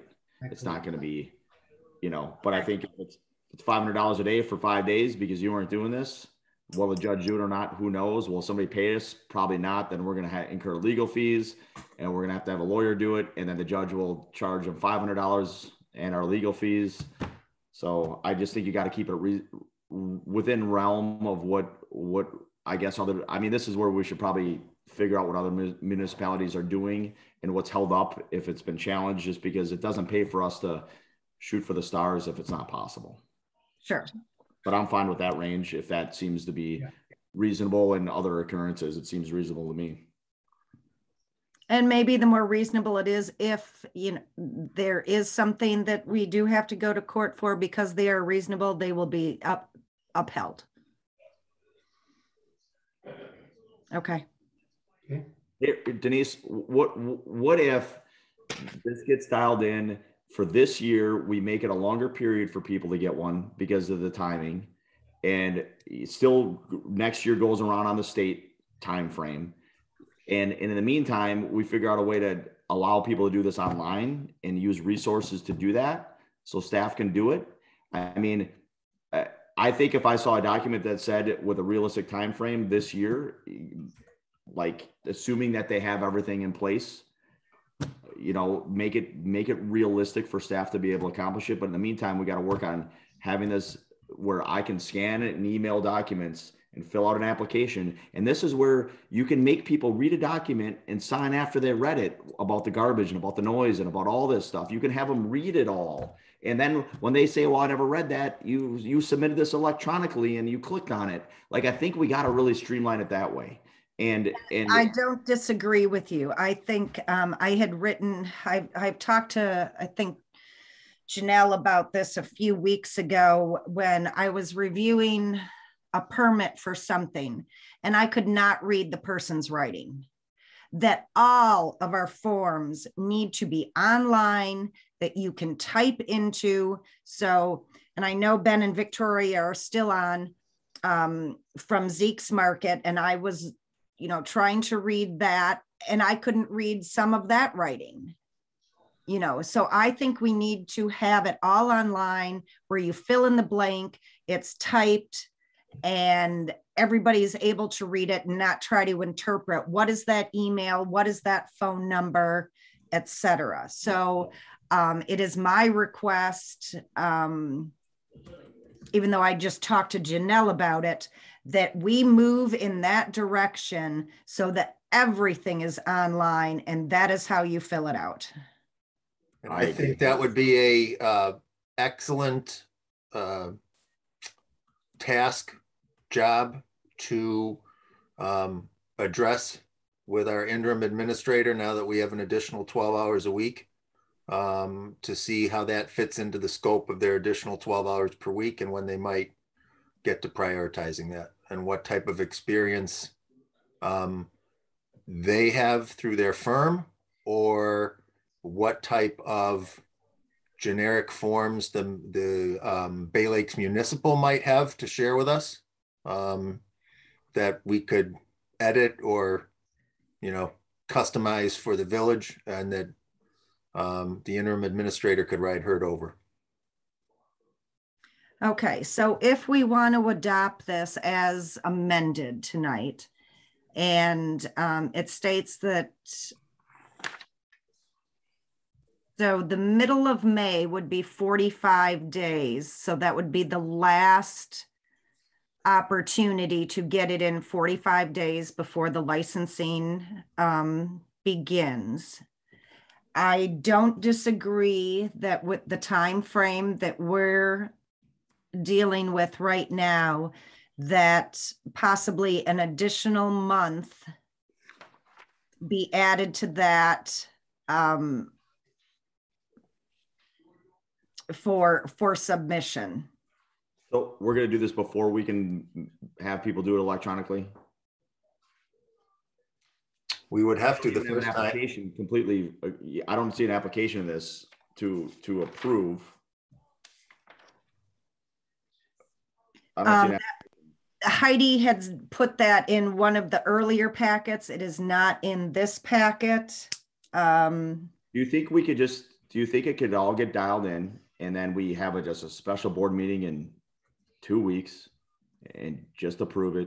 I mean, no matter how much a pain in the ass, because I know I can't, with all the amendments and things I've brought up, unless I'm going to read it or unless you remember them all, like having the inspector not see any of them, you know, I just don't want to be, I guess that's the main one that I have, but Sure. And I already deleted that on the share drive document. If everybody wants to have a special meeting to nobody see. does, but I think it just makes more sense. And I think this application needs to be dialed in. And then I would want a bigger window for people to complete this for this year. You know what I mean? Why? We're going to get the money anyway, and they're going to have to redo it next year. It's not going to cost us $1 more to give them until September 1st. You will still collect it all. You know what I mean? So I would rather have the office have more time. I'd rather get it online and do it right. Get it right. And it won't, and it'll still be for the 2022 July 1st, 2022. But I don't care if they have till November. They got to pay for that year. And if they don't, they're in violation, and we can write it that way, and then we'll fine them. Like, let's just do it right and not force it and have it ugly and messy. Okay. Does everybody want to have a special meeting in 2 weeks? I don't like the idea of 2 weeks. I don't like the idea of the special meeting being during Gibraltar spring break. Oh, yeah. I think it could be accomplished Friday the 25th, for instance, or it should be, you know, Wednesday the 6th. How about next Tuesday? Boy, you're really putting a little pressure on me. Well, you don't have a lot to change on this one, right? I don't think there was a lot. I would next Tuesday is Plan Commission. It should be Wednesday the 23rd or Friday the 25th. You guys are half of your meeting plan. Let's just meet 30 minutes before plan. No. I would be okay with Wednesday the 23rd. So the 29th you're saying is during Gibraltar spring break. That is correct. Okay. Yeah, I can't do the 22nd either. It's my birthday and I'm going to a Bucks game, so I lied about that anyway. How about Wednesday the 23rd? I'll make it work. Okay. I'm what good. Time? 6 what o'clock. Time? 6. 6? Okay, so effectively at this point, we will table this until we reconvene at the special board meeting on the 23rd with materials in advance to review. And so then Heidi will include the application in that packet so we can review that. Application, and again, my request is just make this as big of a window as we can. It won't cost us $1 to make it more flexible this year. And then obviously the timeframes will be the same, you know, going forward. But that would be my goal. It makes it easier on any of these rentals, makes it easier on staff. It won't cost us not $1, you know.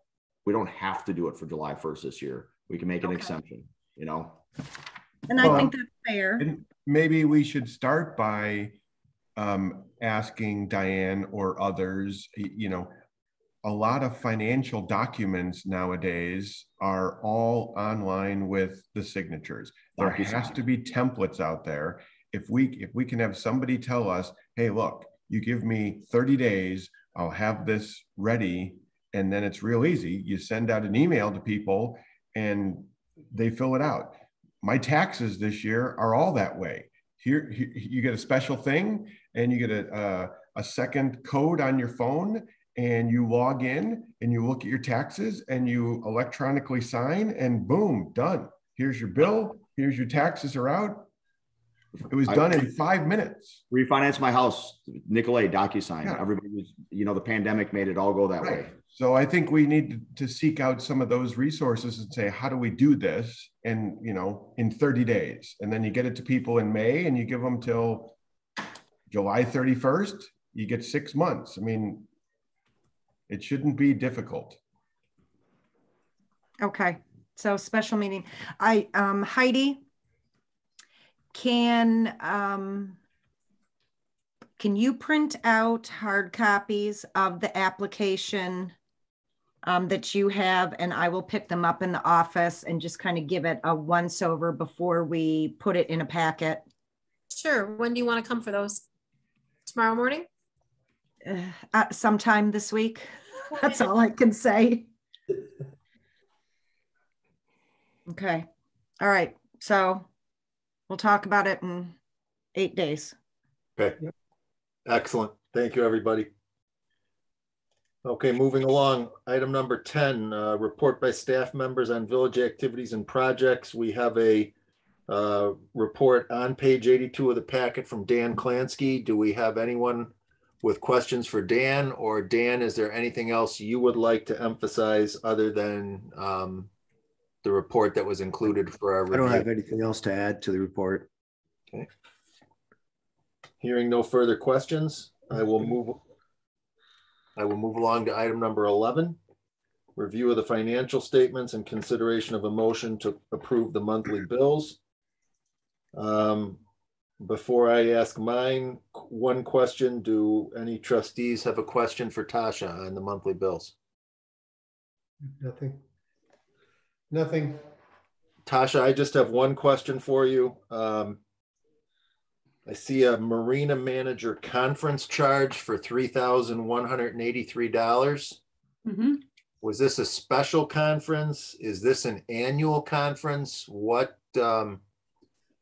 benefit do we get? And if Pat or somebody from the committee wants to chime in, what benefit do we get as the village for that $3,200 conference? This was a special conference. It's an annual conference. I don't think he'll attend it annually. It's a special conference for Dave to go to get his certification. Okay. Marina manager certification. And is there a timeline with that or certification? Or I'm just curious if part of the cost of running the marina means there's a $3,200 certification every year. I will let Pat know that Pat chime into whether he got his certification or not. I haven't spoken to Dave since he's been back. So my belief is that there are 3 levels of classes you have to pass in order to get the certification. And he was able to complete 2 of them through this.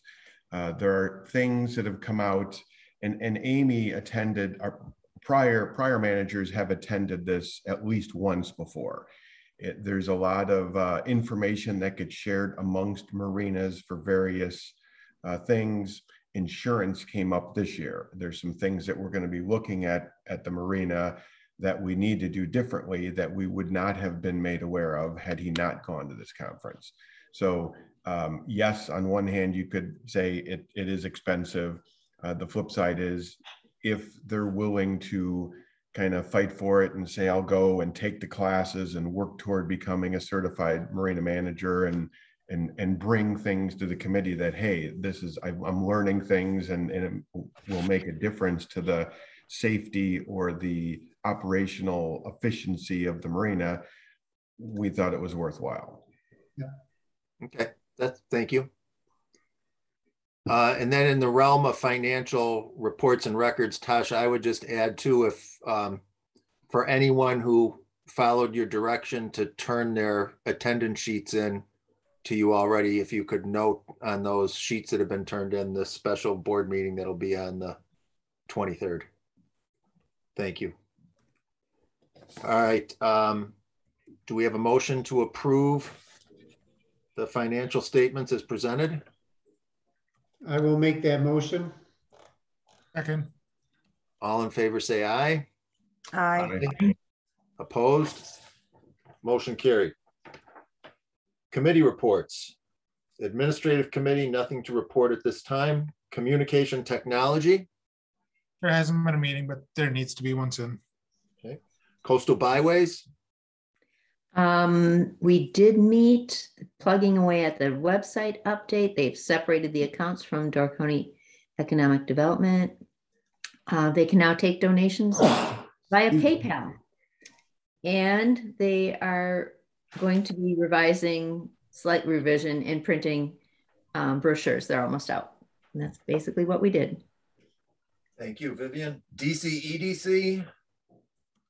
We will be assigning a new point person for that after the election. Emergency Management Plan will never be meeting according to Denise last month. We'll consider that still in place. Finance. We have not met. Okay. Fire Board, couple things to note. At our most recent meeting this week, Chief Heck noted that defibrillator demand continues to remain high in the county. There is a donation program underway with donations coming in that are so far reaching $25,000. 75% of those new defibrillators will go to a combination of law enforcement, EMS, and the fire department. Out of that remaining 25%, they'll be looking at places such as schools and libraries to be included on distribution. The other thing to note is that the RFPs went out for an Engine 8 replacement. They sought 5 bids, 2 came in. There'll be the bid coming to both the town and village boards in April for the Engine 8 replacement.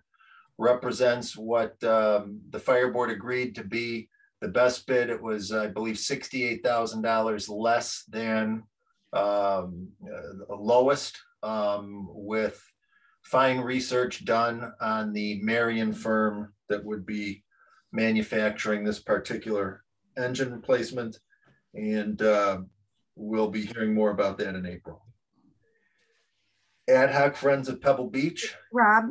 Yes? Can I make a comment on fire? Sure. So when you're talking about the defibrillators and how they're going to be dispersed, has there been any discussion on some of the larger businesses or larger hotels having them, or do hotels kind of maybe do that on their own?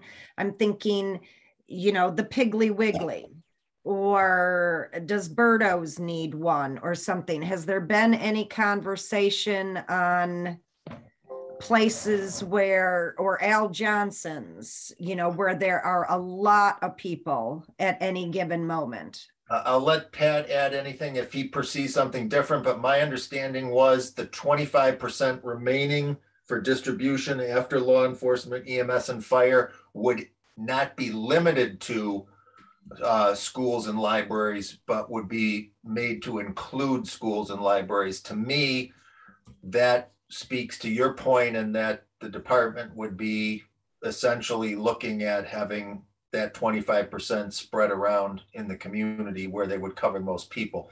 Pat, do you recall something different? Nope. Yeah, that's the same. And I'm pretty sure Al's already has one. They got one a couple of years ago, I thought. Okay. Because somebody at the beach, they said Al's got one. Yeah, but that's a good idea to have them in the public. And I think that is a goal of the department. It will depend on what kind of support they get. So, right. You know. Okay, thank you. Thank you. Adhoc Friends of Pebble Beach. Chad, anything else? Nothing beyond that. The only thing I've given it some thought, and I meant to bring this up when I called you the other day, Rob, is I think it's time to move that, if you can, do a friends group, because a lot of what we need to work on is collaborating on content and website and stuff that you do, email in multiple group members back and forth, and that's all illegal with open meeting laws. So is there a way to just, I'm going to be on parks for a while. I'll still report the parks. It's a park, but is there a way to make us a friend group so we can be just a little bit more fluid with doing things? And then if you want an agenda on there every month for me to update parks, I can do that. It's an interesting point. I'd like to discuss that at the next parks meeting, and let's, because it, just like we did with the ice rink, we let that discussion come up through the committee for a determination as such. Let's revisit that as an agenda item next month. Sounds good, Denise? Perfect. I think you should also get an opinion if she had one from Diane, if she has one. Sounds good. I know that the Friends of the Ice Rink, because they were going to start fundraising and their task was going to be different. I don't know if the same would apply to Pebble Beach or not. Exactly what we're going to be doing is fundraising and getting marketing information, and a lot of that is getting a group of people, and you know, and with our group we have, they're great, but if 3 of us get together to work on this website or send emails back and forth, technically we're not supposed to do that, right? That's open forum. Right. And we need to do that. That's where we're at right now. We're in the same. I have a meeting with Diane on various topics on Thursday, so I will add that to the list, Denise. All right, thank you. Thank you. Green Tier Legacy Committee meets on Monday. Historical Society, Scott? If anybody here, hopefully everybody read the letters from Fred and some of those reports there. That was a pretty impressive party we had in the village. For a first year event, I think it went really well planned. I have some notes here from John. Door County Community Foundation has agreed to sponsor our barn fundraising effort. Phase 1 will be raising money to get it moved and on a foundation. That estimate right now through Bolt is as high as 750,000. We're looking at Carlson Erickson to also do it, to get a local contractor in there. We've also received a pledge from the Raybrook Foundation for help on phase 1. I do not know the amount on that yet. Next phase 2 would be a multi-million-dollar project to restore the exterior, complete the interior as a history center. And lastly, he says, our intention is to create a village venue, not just another historical society building. It is rich in the history of the village we are preserving and making available to the public. So that's pretty much it for the Historical Society. I think they did a fantastic job. Thank you, Scott. Adhoc Land Acquisition Committee, Chad? We had a meeting Monday, really good meeting. We talked about recreation. Going forward, our next meeting on the 11th, we'll be walking the property to really start to, I think, finalize our recommendations. I talked to Diane about the grant that was awarded, and I think you guys had talked about splitting it between our 2 committees, Nate's new one and ours. But the most important thing is to really get that outdoor comprehensive recreation plan done. So I'm going to try to use as little bit of that money as possible just to give us, like, we'll be the $20,000 foot view of that property.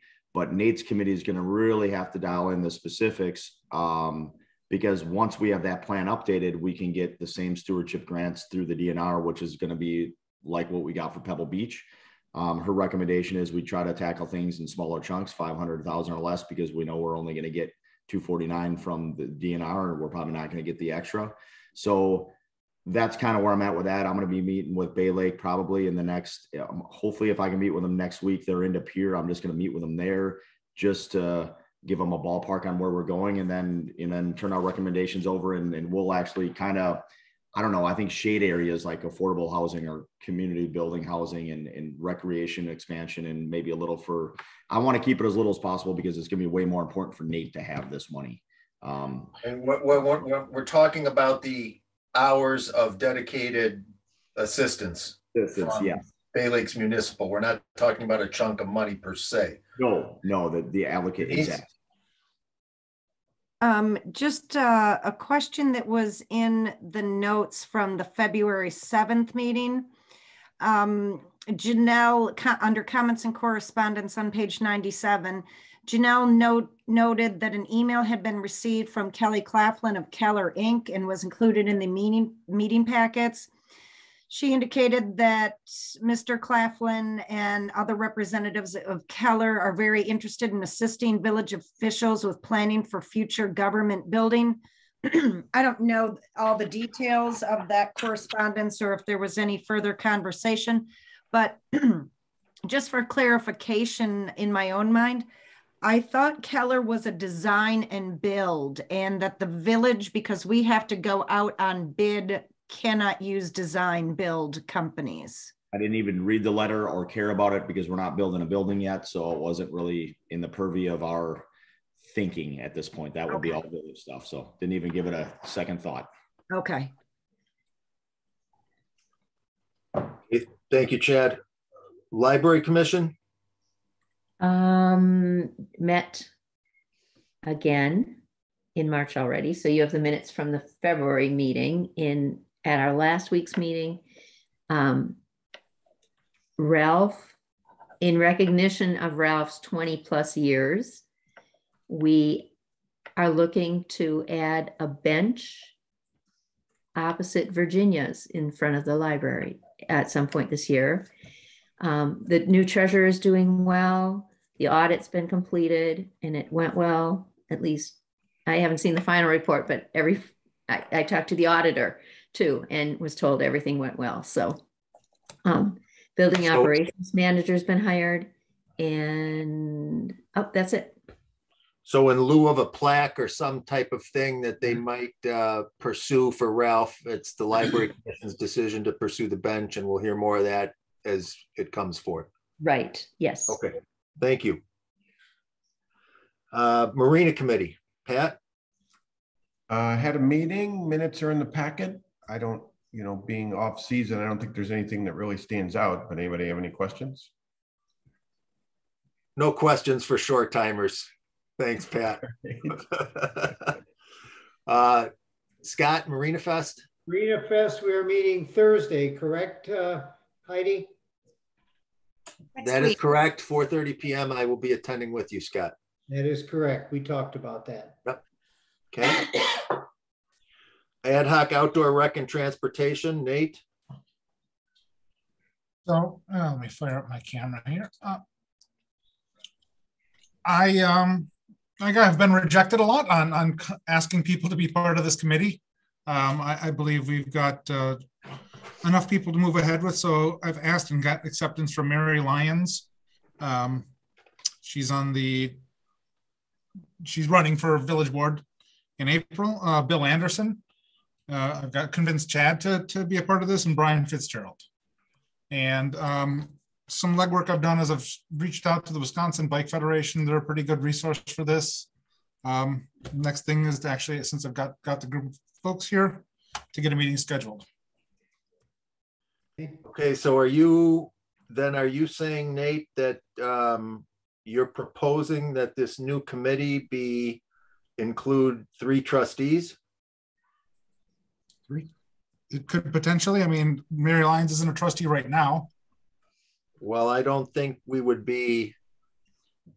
I suppose she would be in short order. I hear what you're saying. So we'd have. She'll be a trustee by the time you would schedule a meeting. And so I guess what I'm saying is, if we would need to come to some organizational structure, it would seem, on the committee first, so that, we would recognize then that we would be filling those trustee slots with Mary and Chad, and then you would be proposing as recommendations, right? Or is it because it's ad hoc, there's no recommendation process for the board to vote on?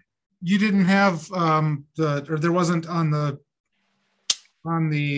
agenda tonight, so I thought that was the time where I bring it up. So I guess I am asking for, this is who I'm recommending. Okay.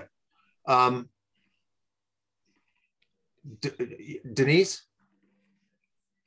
Because it's an ad hoc committee, I'm sorry for you, Nate, that you are having difficulty of finding people to be on this committee. Is there a general reason why? Is it time? They're not interested in? So admittedly, I'm going after a certain demographic of what everybody on this board would consider younger. I'm looking for my age plus or minus, or 10 years. I mean, really 50 or younger is kind of young. And I've been looking for people who have some experience or some passion in this field. Recreation. I mean, I've probably got 4 people that have rejected me so far. I mean, they've been very polite about it, and they say we really want to, but it's a matter of time. I don't want to overcommit myself is the consensus. Okay. I have no problem with approving who you have on the list. What I am concerned about is getting with possibly 3 board members on this committee and only 2 citizens, that's a little board heavy. And you want me to step off the board? Put an ad in the paper. Plus I do have an issue with one thing, that there's only 1 woman. But I think should we put an ad in the paper and see if, because that helped last time, I think, when we were looking for somebody. And not that you're not reaching out to the right people. That's going to have a far bigger reach than I am. And I would point out that many of those, the 2 that I thought were the most qualified people were. That's my thought exactly, Denise. What I was getting ready to say is we should run an ad, we should expand the scope and find out what else the interest is. And at this point, just consider that, Nate's going to ride herd over suggestion on ultimate structure. We've got the election to get through. We'll have the opportunity for Nate as the chair of the committee and myself to consider who all would be, based on the new makeup of the board, who might be, available to slot and we would also at that time maybe have some results as far as expanding our candidate base from the ads. How does that sound to you, Nate? Good. I guess one thing I want to point out there is I should have vocalized this. I was looking for Chad to be a part of this because he does have an interface with Parks and with Adhoc. That's why I chose Chad, not just because I can't stand him. Okay. That's good. Hey, question, Nate, besides Bill, who's the other non-board member that you mentioned? Brian. I would suggest, and I'll help you brainstorm on this, because of trying to work with Liberty Grove on some of this stuff. It might be good to get a couple Liberty Grove residents that are out there. Let me just try to think if I can help you think of some of these people too. And I'm a lot meaner than you. I'll force people into doing stuff so I can try to twist on. I think you can do that now. You couldn't do it a month ago. Nate, do you want to proof an ad that Heidi would get placed, or do you want her to? Do you want to be able to have a chop on the ad that goes in? Yeah, if I don't respond to you in 24 hours, send it out anyway. Okay, all right. Then let's move on that as quickly as possible and get Nate to have the opportunity to chop on it, and we'll keep rolling. Rob, did you want to add any positions for other committees with openings? Be bad. Probably a good idea.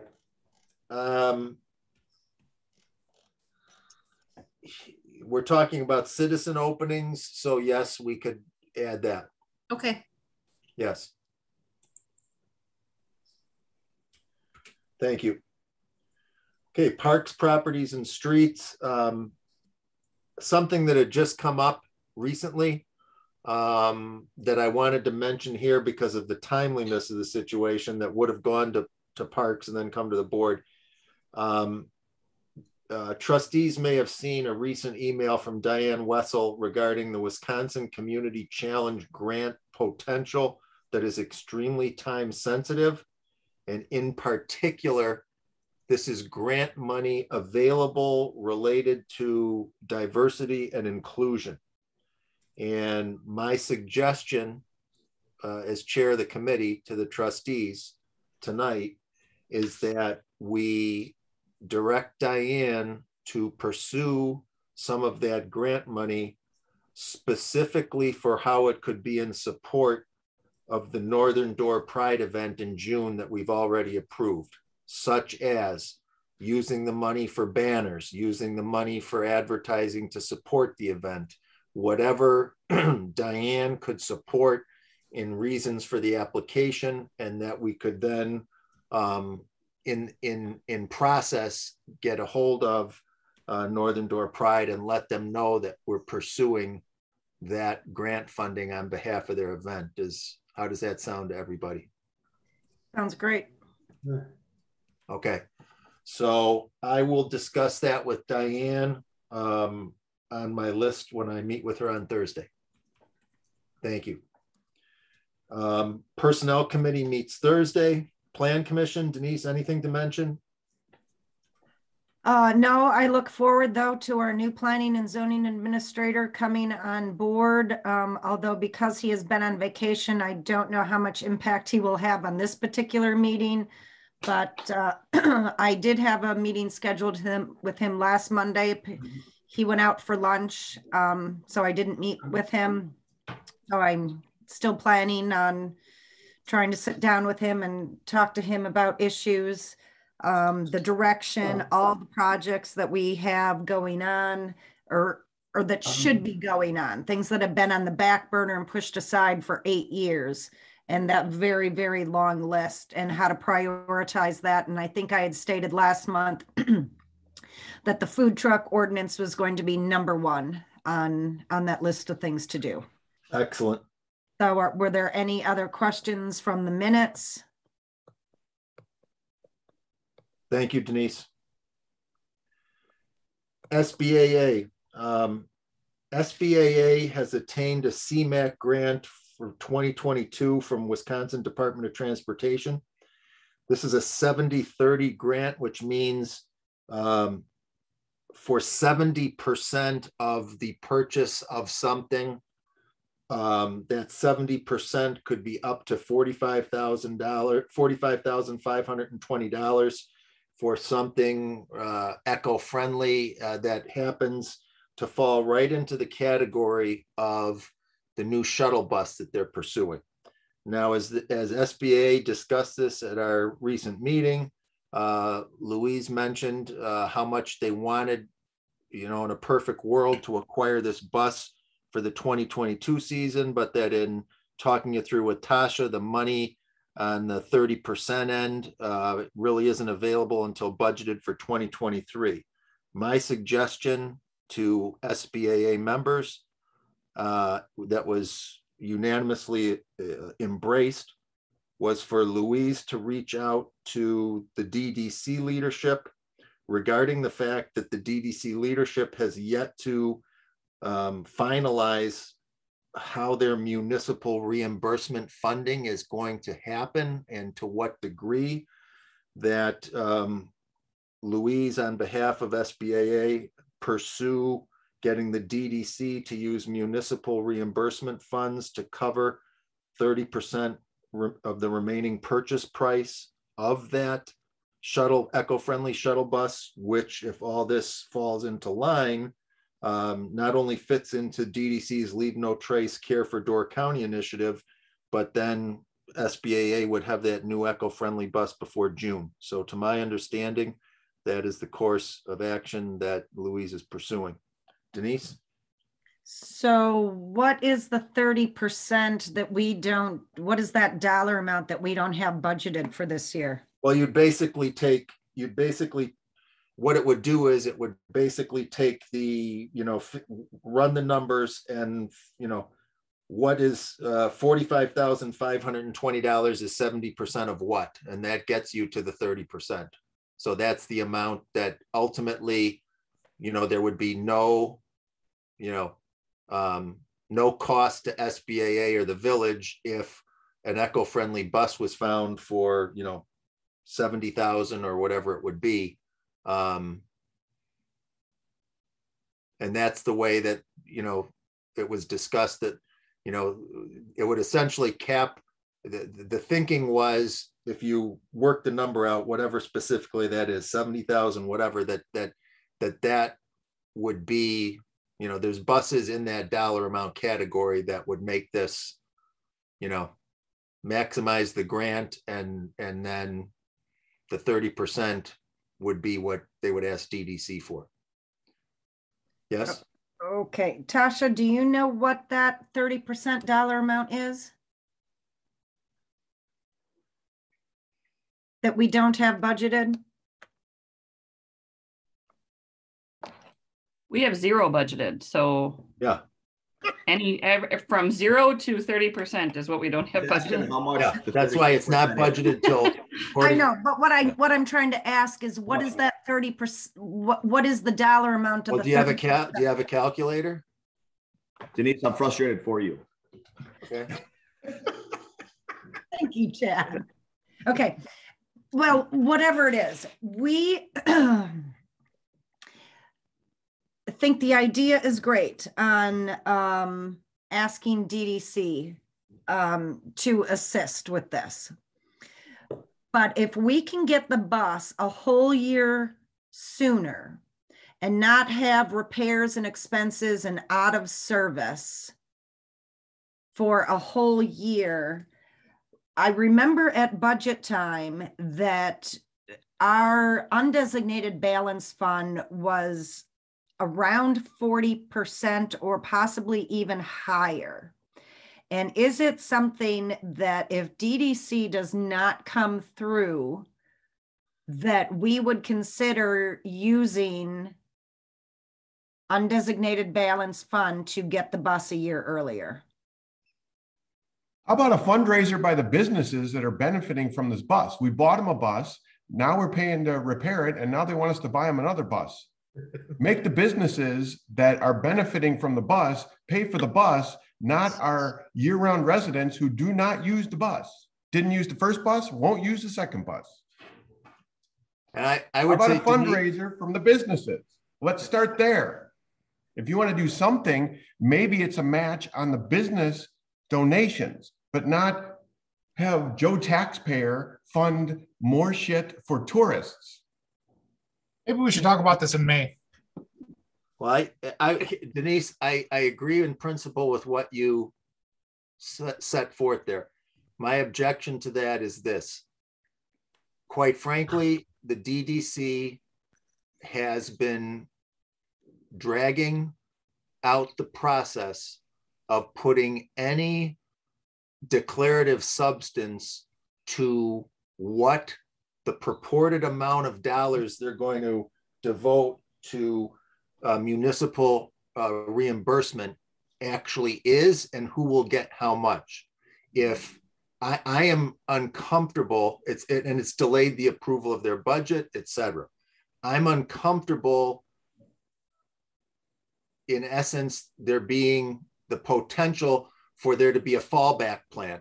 I'm uncomfortable with SBAA pursuing that to where it wouldn't become part of the discussion that, well, you know, if we don't get this, we still have a backup plan. I think, you know, what we're in essence is we're presenting a case to DDC, SBAA is that fits right into exactly the type of thing they should be using and noting these municipal reimbursement funds for. If they can't quickly approve this, then there's deeper issues. And from my standpoint, I would like to see them under the reality of, look, we're going to get this if you step up to the plate.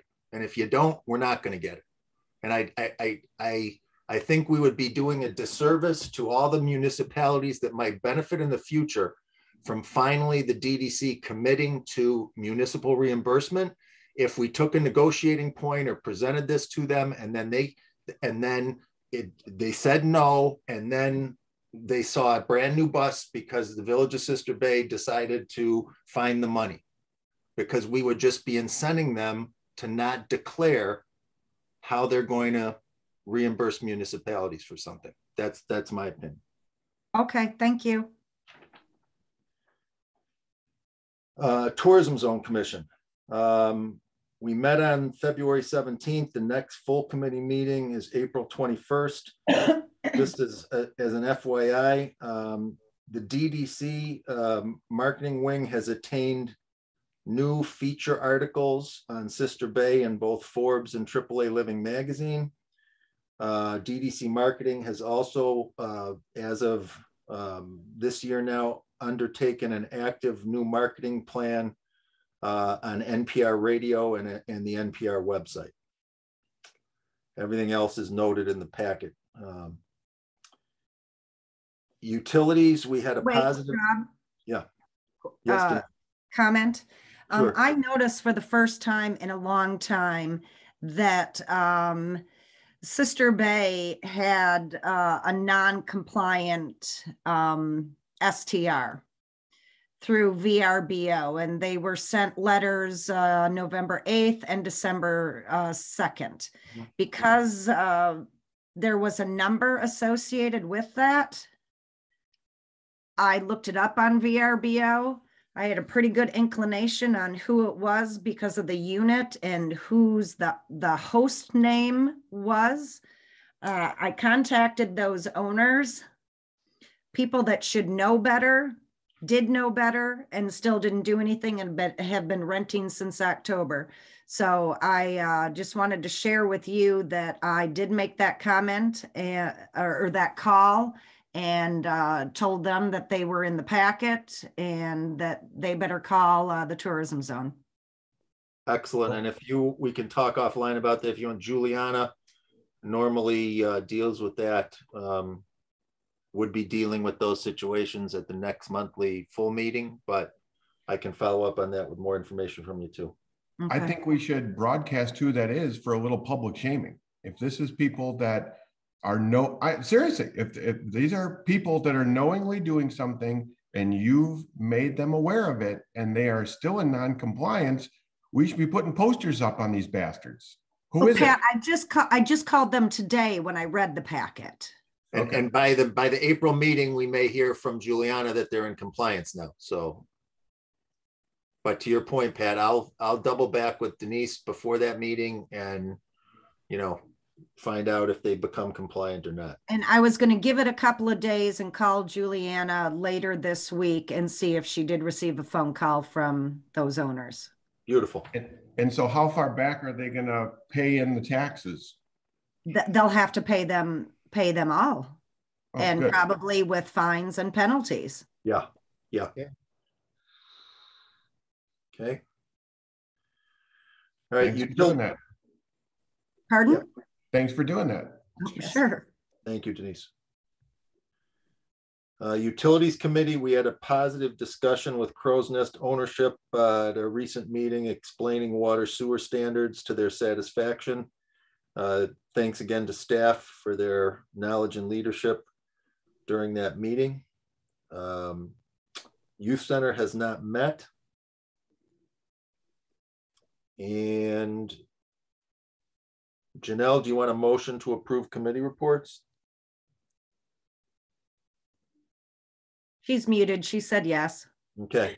Please, sorry. I'll make that motion. I'll second. All in favor, say aye. Aye. Aye. Motion approved.